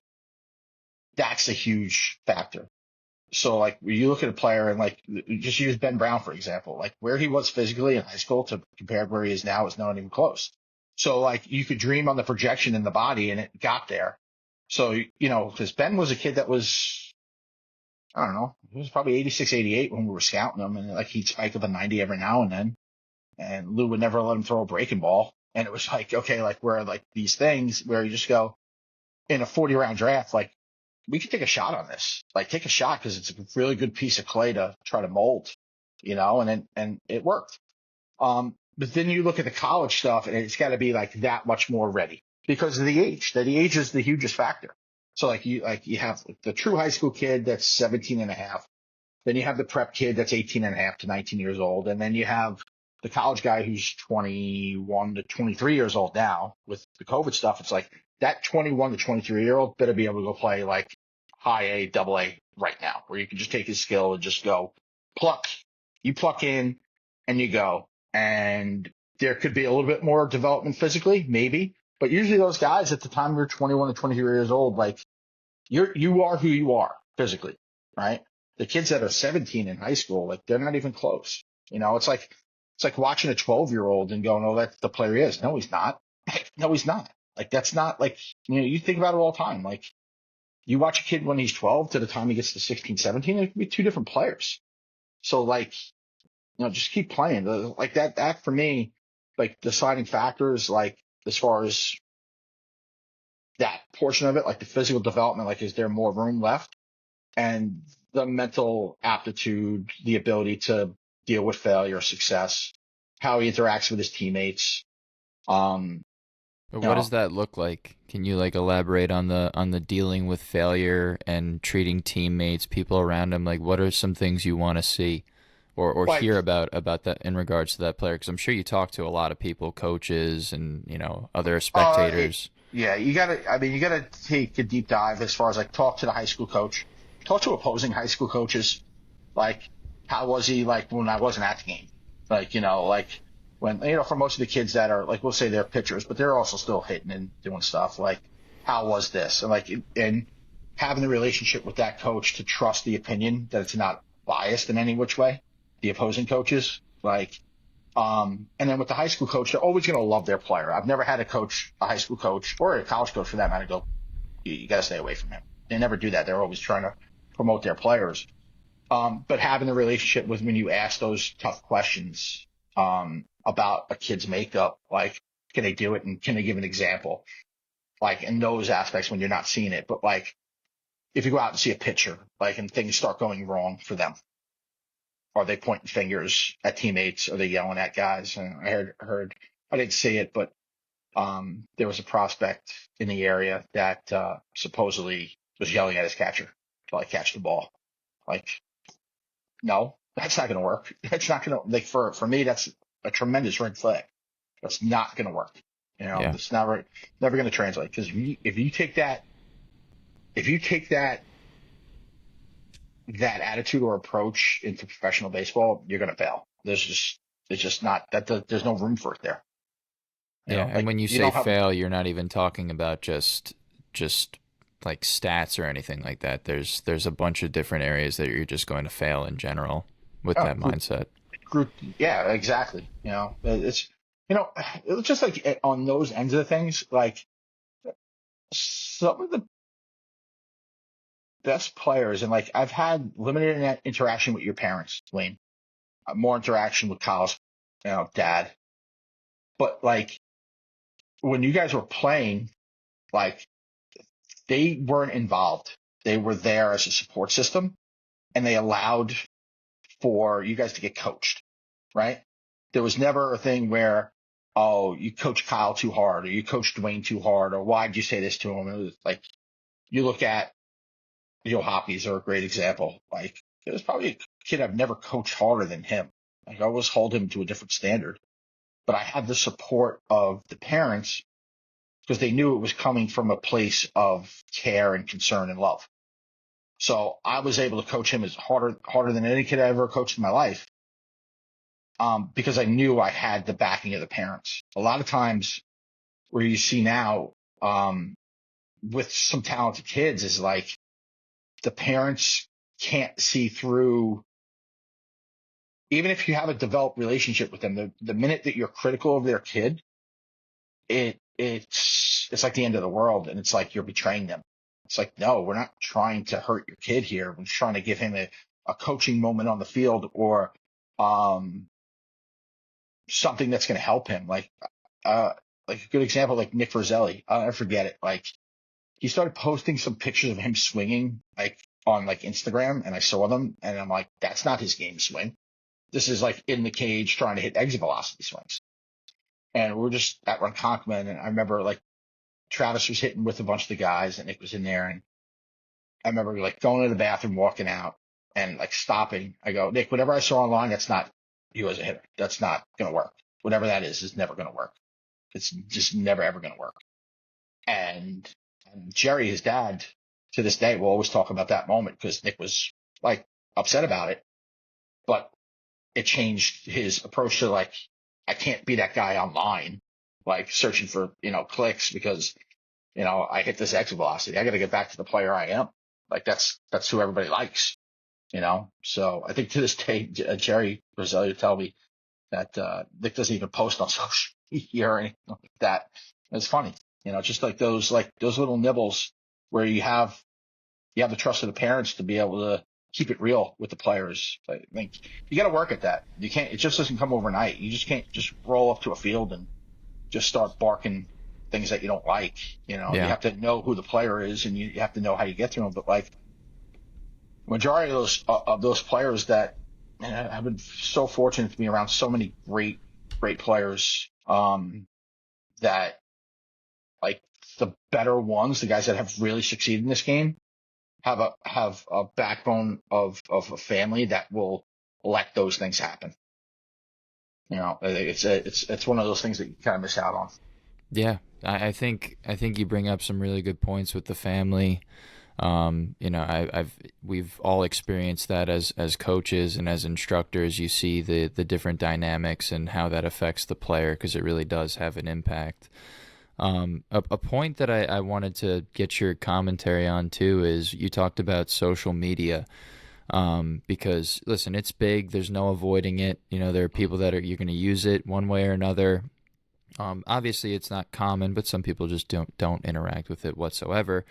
But as a scout and in your evaluations, is there a usage of social media? Like, are you using social media is somebody going to catch your attention on social media? Because listen, a lot of players, you have like their personal social media. They have a player social media where they're posting all their hits and their processes and their training and stuff. Is that a useful tool for players nowadays, or could it Um, be like a detriment? I think for the players, it's probably a good tool because it's just vision. Like if you're a kid maybe that's looking to go play college baseball, I think it's a valuable tool. Like, there's no question. But like, I just think like everything, like you talk about like analytics in baseball, it has its place. It's there. It's a very useful tool. But if you put all your eggs in that basket, like you're gonna fail. You're gonna fail at it because it's just not. There's the human element that you can't come up with a number with. And the same thing, if you posted all your great things online, like, oh, I got a hit, I got a double, a this, that, the other thing, and it's there, that's great, it's good, but like you can't fool us about this game. Nobody bats 700. If you look at, people's YouTube pages or their social media accounts, you think they're batting 800, and that's just not the reality of the game. Like, I think there's a place for it and there's a use for it. But it's not something that you should put all your eggs in that basket doing it. I know as a scout, it's nice. Like, it kind of hinders me as a scout too, because one of the things that we've been able to do is like, we've always been able to know about the players maybe before everybody else did, especially on Long Island. Like, you've known this kid since he's 11 and you have like a track record with it. Where now guys know about the better ninth graders and 10th graders just by social media. And that's good for them. And it hurts me because it takes one of the valuable tools that I have is being around it so much at so many different levels. And having those resources of knowing these players when they're really, really young and knowing that, hey, this kid could potentially be a guy that we're going to take a look at in high school, where now, like, through social media, like, you can't hide it anymore. There's no hiding what a kid's thing is, guys see it, other scouts see stuff. And if you're not following the players or following certain platforms and stuff, you're doing yourself a disservice because you gotta, I've watched social media and go, oh, it's pretty good. And I've heard about this kid a little bit. Maybe I haven't been around him a lot. Like maybe I should take a day and go see this kid. So you're You know? saying from a competitive standpoint, like some of the other teams, other scouts can see these kids too, whereas you might have an advantage. Yeah, definitely. No Yeah, question.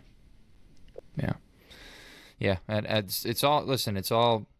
It's like you said. It's a balance of everything. Getting to know these players is definitely important, and I'm sure that with the 40 to the 20 round draft has been a significant difference in what it is that you guys do Yeah, I because mean, it's the same thing like on Kyle's end. It's like you don't have that time anymore. Like to let like it's got to be a now player. Like the 40 round draft and having more teams and you can go out and let that kid go, bat 200 for a month and like still be working with that kid to by the end of the year, he's batting 250 or 260 because you put in the work and he had the time to fail.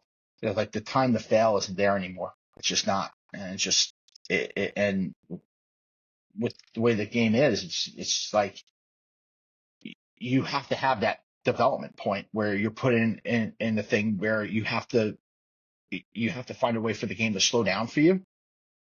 And some of it happens like at the big league level now where they like kind of force guys up a little bit and let them have a little bit of failure. But they develop a little bit more.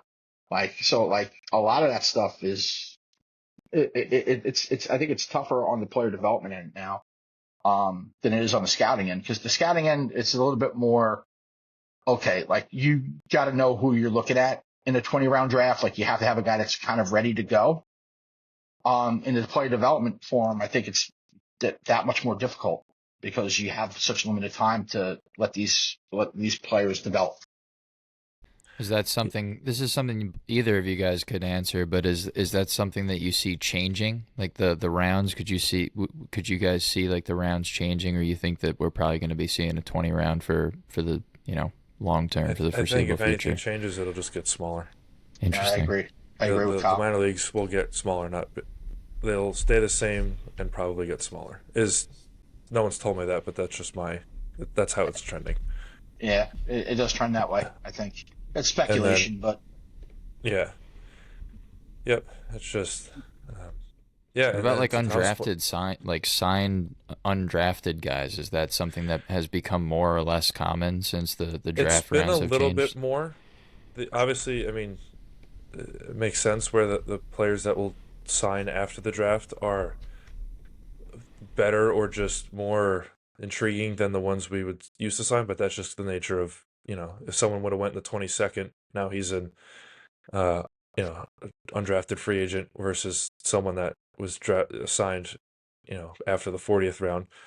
But I think to Tom's point, especially for the younger players like the high school or international, or even if it was like a JUCO sign, their leash isn't as long as it could have been in the past. Like the amount of Latin players that, and I say Latin not because of culture, just because we signed them when they're 16, that they are now like 19, 20, and they're in low A-ish range. And it's kind of like like put up or you're out kind of year for them.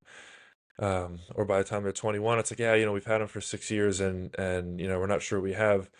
Whereas that same player, if they were 21 or almost 22 and we drafted them, and they showed up in July to the complex, we'd be like, ooh, like he might have it. Same mm, exact player, we just haven't seen him for so long, and he hasn't played at the pro level yet. So, um, or he had been playing at the pro level. So yeah, like the leash is not as long. At least it doesn't go as old for those types of, like someone like a Ben Brown, not him in particular, but just his situation, or like a Fanti coming out of high school. mm, And then you yeah, have these, guys coming out of college, and let's say you draft them out of a mid-major, and you think a little bit of a diamond in the rough, got some tools there, just hasn't played, in the SEC or anything yet, and now he's on year two of pro ball, and he's basically like almost in double A or in double A, and it's kind of like, does he have it? Double A two, like a Stony Brook is almost not even the same game in terms of the like the speed of it. But that's kind of all you have, just because the minor leagues are shorter. Yeah. So it really changes. It's I don't think it changes our process from player development. At least speaking personally, like if someone has to get better at something, I'm not thinking like, hey, he only has a year and a half to figure this out, or versus 3 years to figure this out. I don't think it changes how we go about it. But from a player evaluation standpoint, making decisions on if they're moved up or not, and not on their career, it it's much different.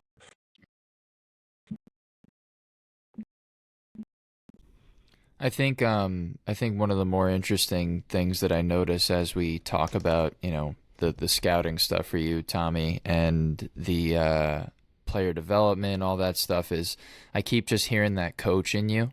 Like the coach has never left you, which I knew that personally, just being around you for so long. That coach is just never it's never gonna leave you.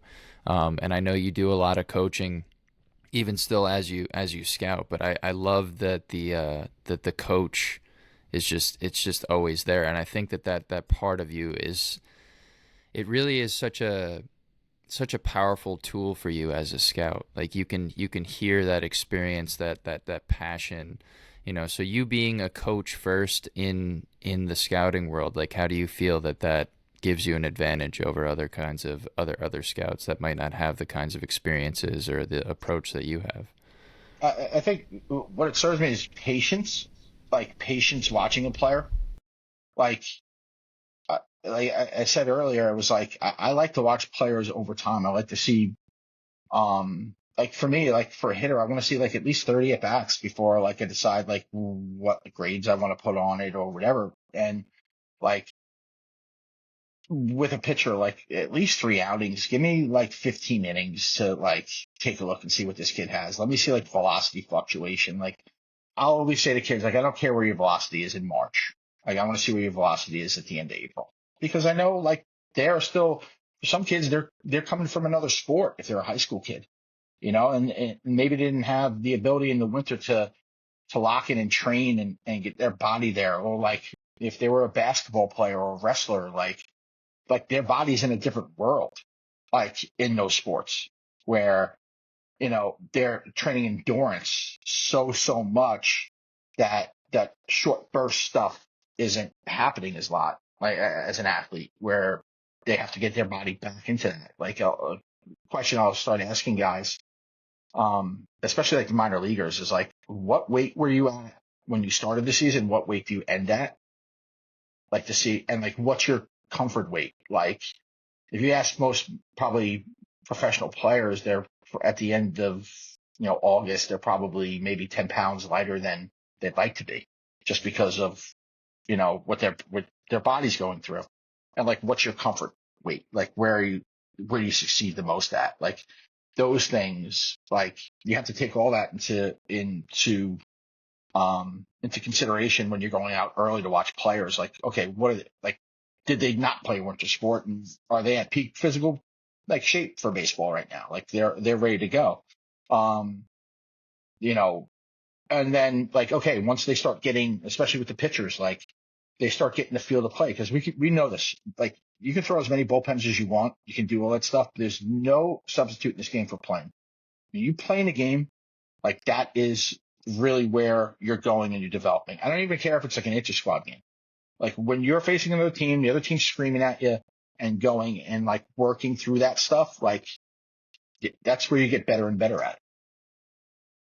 Yeah, those the ability to compete, and it's kind of a good segue to what I have been thinking about talking to you about for a while, because we're for this almost this entire conversation thus far is you guys, I don't have experience in the professional world the way you guys do in regards to our sport. Seeing it from the high school and the private sector and the college level that's my forte. I've been around that as a player and as a coach. But the more you guys talk about this, it's like a sense of urgency, right? The smaller draft, the is he ready in as a high schooler, prep student, college baseball player? It's like a sense of urgency, and I can see again because I've seen lots of parents through this baseball experience. I can see how people there'd be like some anxiety around it, you know. And where I'm getting at is like there's specialization in baseball way too early, in my opinion, like multiple sports. But then we talk about the discipline of baseball and the development of skills. But you bring up a very good point in the ability to compete when it's time to compete. So in a very roundabout way, like what is the solution for the player? You know, what is it that players should be doing from a young age? Because we talk about the benefits of playing in a little league setting. You're learning fundamentals, right? You're learning teamwork. You're being coached by people you know. You have that freedom to be creative. But then, you know, the advantages of travel baseball, there's structure, you're competing with better players, so to speak, and then developing your skills. Like I can understand why there's so much anxiety and this like sense of urgency from parents to find the right formula for their kid. Like, you know, what is it that these guys should be doing, you know? Like what is it that these young players should be doing to get to the point? If professional baseball or high level college baseball and professional baseball is their aspirations, like what kinds of things do you think that these guys need to be doing? For me, like at a young age, we'll say from 8 to 15 years old, is playing as many sports as you can. Just go out and play your hoops and go play your football and or soccer or whatever it is. Like go out or play golf, like whatever it is, go out and just do that and just be an athlete, be a kid and learning those different ways to compete and to deal with adversities and stuff because it's ultimately going to make you better. If I think a huge problem is when you start individualizing and isolating just at the time this kid's 11 years old and he's just a baseball player, it becomes so important to them, not just them, but to the family, because there's the time aspect, there's the money aspect to it, where they've put all this time and effort and money into training this kid to be the best possible baseball player, that the anxiety part of it is like when that kid doesn't succeed, or things aren't going right, that it is completely the end of the world for him. He doesn't have, at 9 or 10 years old, like that kid doesn't have, okay, I just had the baseball game. Tomorrow I'm going to play soccer or golf where there's no outlet there. If they're just concentrating completely on that, it just becomes so overwhelming to the kid and to the family that it's like you're living and dying on every at bat or every inning pitched or whatever it is. Like every outing, every game becomes the end of the world. And like I like to say this a lot. This isn't Game 7 of the World Series. When you get there, you'll know. But like the March Spring League game at 11 years old and the performance that happens in that game, it overall really doesn't matter. Like college coaches never asked me about a kid's performance when he's 12 years old or his stats when he was 12. What he did about 300. No, nobody cares. I don't care as a professional scout. Like how was he when he was 12 years old? I don't care. How is he now? That's what I want to know about. And like, you know, your story getting there doesn't matter to me, but I've seen it both ways. I've seen guys that have isolated themselves and just made baseball their thing that's really worked out. And then I've seen guys that have done it the other way where they've played the multiple sports, done that and gone on to have successful college careers or been a good pro. Like, so I don't know if there's an absolute formula with it, but I think mentally it's easier when you're more diverse in what you do.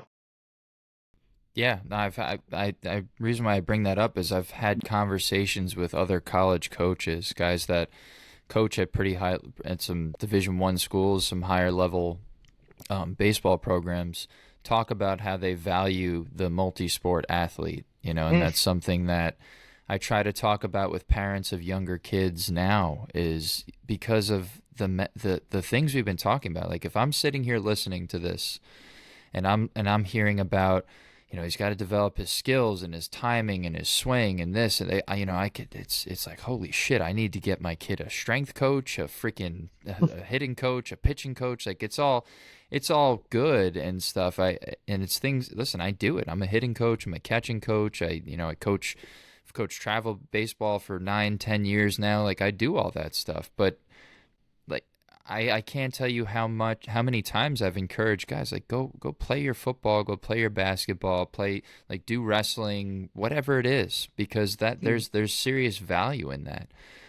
Is the whole multi-sport thing, like as a scout, will that make like a prospect? Obviously, again, like you said, the product is what it is. If you're seeing things on the baseball field, that's ultimately what you're out there for. But is there something about that multi-sport successful athlete that makes you say like, oh shit, this guy's got some ability to compete? Because personally, I like the multi-sport guy inherently better. Like I like that because for the reasons I mentioned just before, like that for me that's a check in the positive box for me. Like that there's a lot of value in that. I think if you ask college coaches at any level, like there's value in that. Like just for whatever reason there is, just because the body hasn't been overtrained in pattern movements over and over and over and over and over and over and over again, where it's been they played basketball and they had to make a mid-court pass and they had to do it like in a sidearm dangle, and they've done that. Or they've had to jump up for rebounds constantly and fight, or their body's been knocked around a little bit, where like you say kids are tougher way back when because they were outside running around, and if they got cut up or bruised or scraped or whatever, it's like just part of it. Like Tom Brady, like when his training first came out, like if you watch any of those like TB12 videos that came out or whatever. Big TB12 guy, TD. You're a big TB12 guy. So like if he's going through his training, he's going through stuff, and he's like getting knocked with like medicine balls, like in his ribs and stuff, so to build up the toughness in his body, so he can take the rigors of a hit when he gets sacked by, a 300-pound defensive end. Like you got to get your body to that point. And if you just structure it where, I'm just going to like just train certain pattern movements over and over again. What about the stuff that actually happens in game where you have to manipulate? Like your body's not trained to do that, or doesn't have any recall to do that. I don't think I ever would have learned how to run properly if I didn't play football. And you know what I'm saying? Like I ran like I had a fucking piano on my back when I was a younger baseball player, and then I started playing football. I learned how to run, and there's value to that stuff. It's just I have these questions because like I'm around like the private area where you're doing lessons and you're around younger athletes. You talk to a lot of different parents, and there's they get to the age of I want to say between like 11 and 13, where it's like, what the fuck do I do? It's what do I do with my kid to get him where he wants to be one day? Which, there's a lot of conversations with kids. Like I had a conversation with a kid who is late middle school, early high school age, where I just want to be a college baseball player. I'm like, do you even know what the fuck that means, brother? Like, do you even know what that means? And they don't know what it means. And they don't know what these coaches are looking for. They don't know what pro scouts like yourself are looking for when you're evaluating these kinds of players. So, I just wanted to ask you these kinds of questions to, for anybody listening to this, for them to have some insight. Because, again, I don't have kids myself.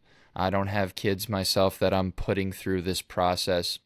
I would like to think one day if I have a son that plays baseball or plays any sport, I at least have the opportunity to, with my experience, say like, okay, this might be the right avenue to go down. But, there's a lot of people out there who don't have the kinds of experiences that we've had, but they have this kid that likes to play baseball and they're like, what the hell do I do?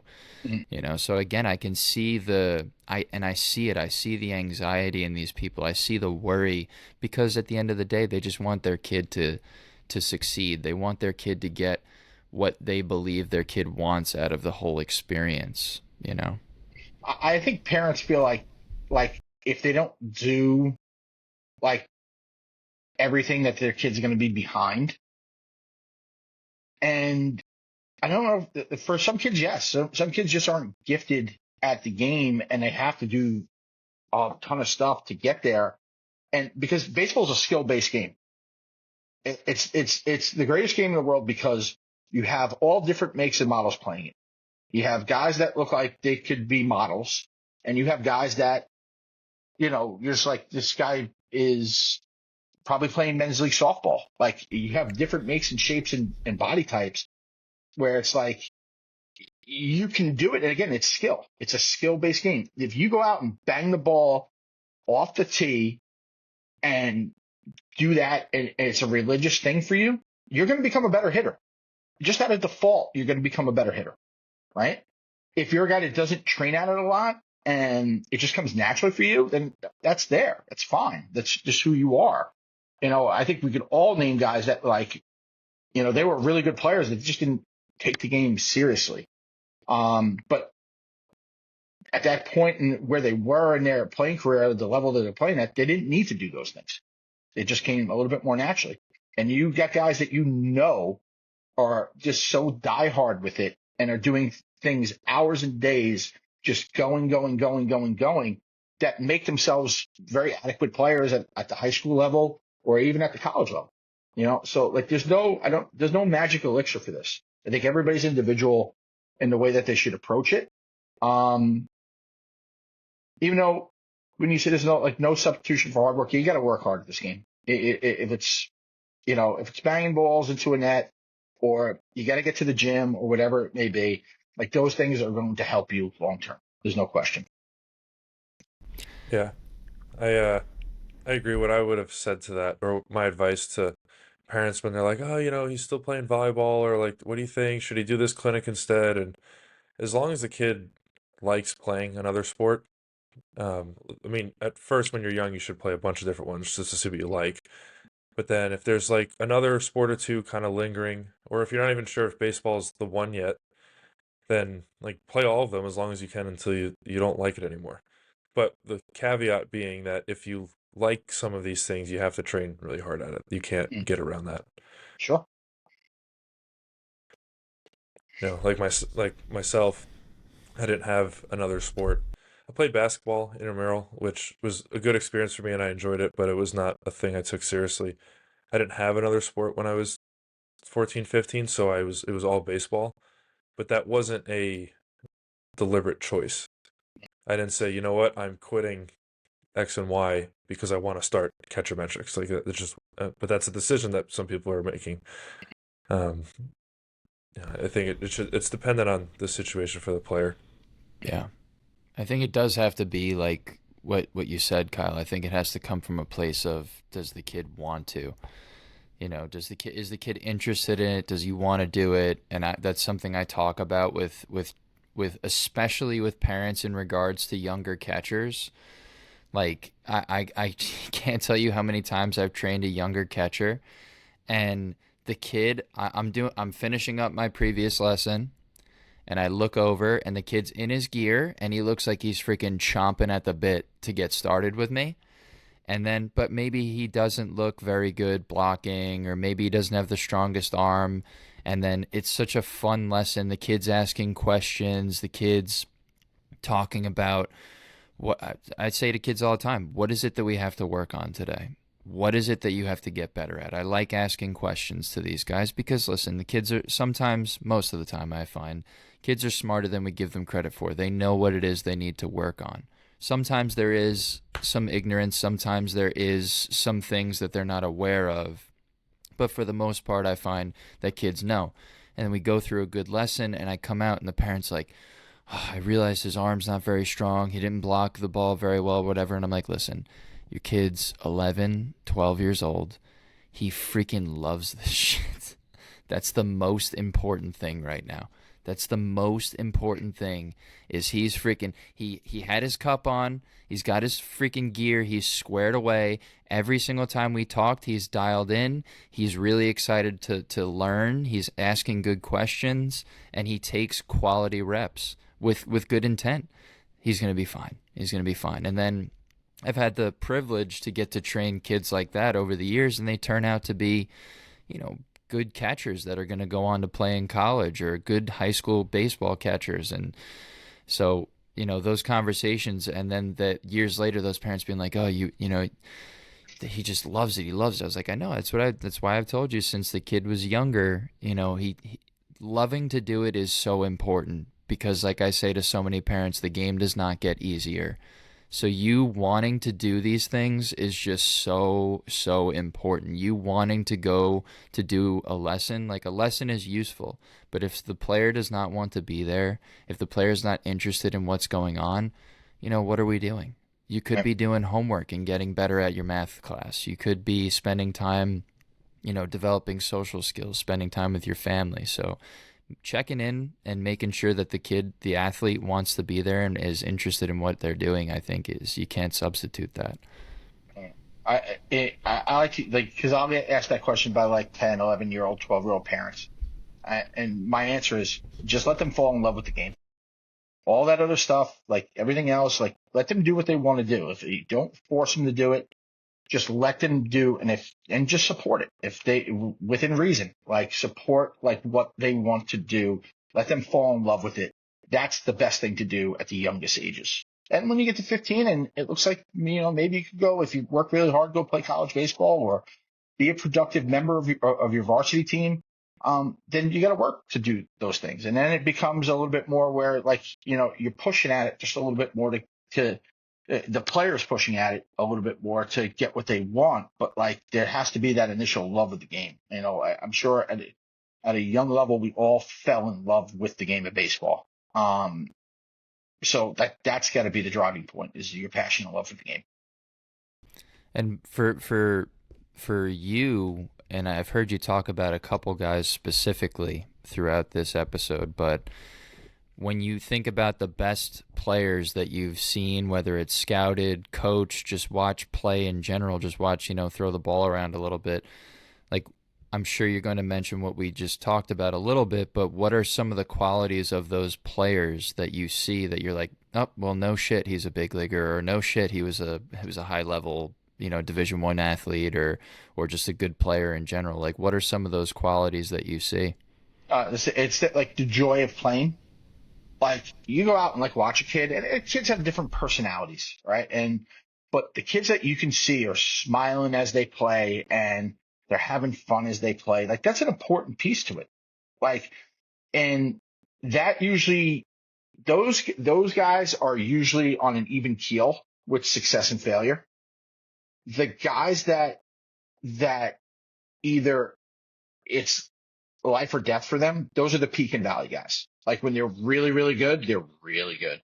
And when they're really bad, they're really, really bad, because it becomes just the outward uncontrollableness of the game becomes too much for them to handle, either in a good or a positive way. Right. So like the even kill guys, I think that can just ride the line. Those guys that are probably more in tune to have success in the game, or consistent success in the game. Um, because their mentality is like, I'm doing really well right now, but I know that the failure is going to come. I know that 0 for 10 is going to come. It's going to happen. And and I'm just going to be the same guy. Like, Vito was so good at that. Vito was so good at just riding the line, right? There was no up or down with Vito, and it's just the same way. Like, it's always a super positive outlook. It's always fun. I've never been in a situation in baseball or outside of baseball with Vito where I didn't think he was having the best time he could possibly have. Right. So like, that I think that for me is a huge factor in it. But like, as far as looking at the players, it's just knowing them over time period to know who they are. Like, and knowing like, all right, like, is this kid going through a tough stretch in life? Or the things that are outside of his control that are going to affect him as a kid? It could be family oriented, or whatever it may be, that are going to push on him a little bit. And then like, or when those things are right, is that kid a different kid? Right. So, and how they deal with those outside things that they don't have control over. Right. So that's like part of the thing for me is to know the kids enough to know where they're going through good or bad points in their life where they're okay with it. That's such an important message, not even for scouting a player, just in general in life. I think we're all trying to work towards that, being able to maintain some sense of calm or stability when the rest of the world is going all over the place. And I think what what gets lost sometimes is that we're not robots. We're not avatars. People are going to make mistakes. People are going to do things incorrectly sometimes. People are going to react to situations not in the best light sometimes. It's going to happen. It's just who we are. I know personally that there's been times where I look back on things and I'm like, man, you handle that situation so poorly. Right. And then there's times where I look at myself, I'm like, man, you handle it inwardly. I'm like, man, you did a good job in that situation with that kid or with yourself, where it's like, man, I've grown. I was much better in that. The Tom from 10 years ago would have handled that situation much worse. All right. So that stuff, you got to keep that in mind too when we're looking at kids, is that they're still kids. They're still, young kids that are developing mentally and physically. Tom, that's something that's encouraging whenever I speak with you or I just think of you in general, is that I think you mentioned earlier you're 48 years old and you're still looking back on conversations you've had, whether it was last night or 3 years ago, and you're like, the awareness of how did I handle that? How would I do it better the next time? And then having conversations like these, with people like us or whoever, and trying to pick something up, trying to learn something so that way you're better suited for the next time one of those interactions comes up.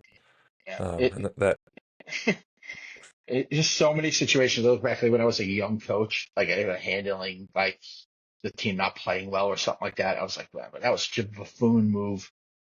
Just such an idiot move, on stuff. When you look back at it, you're like, could you just grab yourself in that situation and be like, dude, this is a bad decision? I mean, I think it would be concerning if you looked back on every decision you've made as a coach or as a person and been like, yeah, I fucking did that right. Mhm. You know? But that's honestly what's something I've admired about you for so long is your ability to be to lead with some curiosity, to lead with the intent to learn. There have been times, and I've known you since I was a kid, and there are times now where I feel like you're listening to me intently, and I'm like, holy shit, there's a guy who, I've modeled some strategies of my coaching around. A guy who I've watched coach, a guy who's coached me, a guy where I've told the story on this podcast. I've told the story before where I'm fucking catching a bullpen one time at Center Island, just in between college semesters, and I dropped a couple balls, and you came over. You're like, dude, are you kidding me? Dropping those fucking baseballs? I'm like, dude, come on. I'm just here.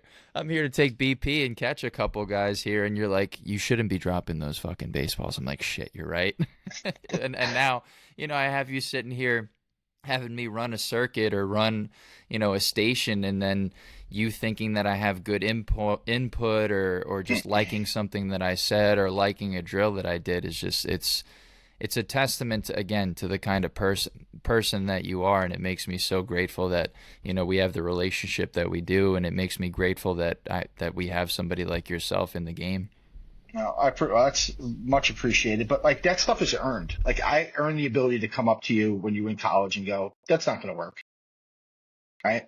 I see, especially in the forum I'm in, I'll see coaches run their first practice and they're going berserk, and they don't even know the kids yet. You're just you haven't earned the right to flip out about a first and third coverage messed up or a relay messed up. You got to work through it and I think you have to have the trust of the players to establish when you want to. And in my older age now, I've stopped being less boisterous and yelly, because I've learned in a whole that it's probably not the best way to go about it, because maybe for one or two kids in a group that I'm undressing, they're going to get the message. But for 60% of the kids in the group, they're just going to this guy's out of his mind with what he's asking me to do right now. I think that stuff has to be earned, and it's through the relationships, through you keep using the word curiosity. It's through that because I earned the ability at that point in your life to say that to you and it have meaning for you. Right. So that's what it is. And it's the Yeah. same thing. If you suggest something to me, either of you guys suggest something to me, not just you guys, but just anybody in general that I hold in the regards I hold for you guys, it's like if you're, I believe that you have the trust. If you feel like I'm not doing something the right way, that you guys can approach me with it because you've earned the ability to do that. Because I know whatever criticism or critique you're going to give about something, that it's coming from a place of caring and love and not just like, I think this is being done wrong. All right. So that's my take on that.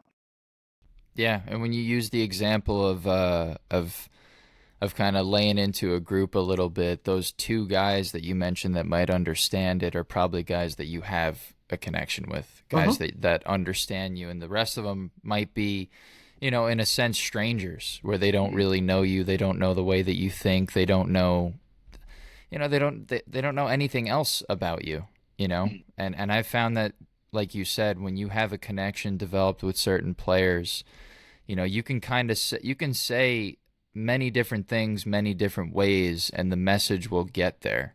There's more room for error in regards to the delivery because the message will get through kind of regardless of what you say. If you're being respectful and there's intent with your words, sometimes the volume or what you're saying necessarily won't matter as much. More so the message will get there because they're like you're speaking from a place that you care about the players. Mhm.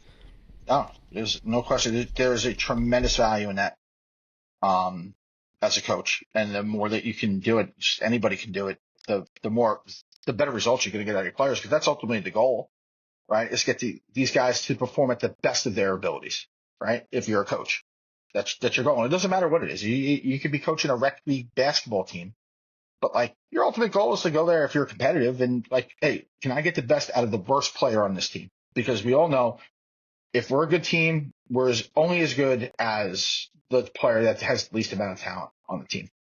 That's what it is. And knowing, and again, because you guys have played on teams that are successful, the best teams are self-policing in that stuff. Like they police themselves in it because they understand what the culture should be. I'm sure, Dwayne, you guys feel about that like at St. Joe's. Like you guys have that culture there where you don't have to worry about things going awry because the players just won't let that happen. It's just not in their DNA for it to happen. And if it was a kid that was in that and they didn't fit to that culture, they're not going to be there for too long. It's just, that's what it is. And I think it's when you have the groundwork with it, um, to do that, it just becomes a little bit easier and easier every year to get the message that you want across to the group of players you're working with or the team that you have. That's well said, Tom. Well, we did almost 3 hours. Mm, I really appreciate you coming on. It was funny mm, that I feel like everyone has a Tom Downey story, and my Tom Downey story is so similar to Dwayne's. I wanted to tell it quick before we wrap up. Where similar thing, I'm in center out. I'm probably I don't know 16 and catching bullpens for like lessons, and I'm on like hour 2.5 out of 3.5 hours, and I'm sitting there. My stomach hurts. I'm dehydrated. I'm like crushing protein bars, which uh, I'm just not doing well. And in walks like Nick Tropiano of all people, to throw a bullpen to me because I guess Stony Brook was off break or something, and I'm just getting worn out by him, and now I'm like bruised and whatever. Comes another kid that's I don't know 13, 14, and I'm at this point I'm just like on a knee back when on a knee wasn't a thing, and I'm just sort of like just catching up, just being a body back there, and a ball bounces and I kind of half-ass like give it like a little like glove paddle and I miss it and you just happen to walk by coming in through the front door of the facility. You happen to walk by, you see that one pitch and you're like goal, just walk out, and I'm sitting there like and I mean that's the with that like that standard of like hey if this is what you want, which is it's what I wanted, mm. and like that's what it is. and I'm going to call you out on it. All right. I'm just always lucky to be in those situations. Yeah, you catch us when we're freaking lacking, dude. That's for sure.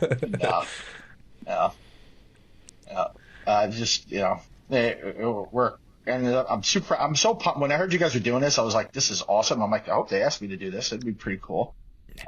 You're high on the list. Yeah, My and then friend. when High I on tell the list. everybody it's like 3 hours, they're like, and I've done some podcasts before, and they've been like in like the 45 minute variety, and I'm like, we didn't even get going, like, and I still feel like we could talk for another 3 hours, Yeah. and it would go Easily. by like that, no problem. Yep. So this is awesome. This is really That's cool. the beauty of it, dude. We're gonna freaking have you on again, and we're gonna talk for another 3 hours. Sure. Let me know.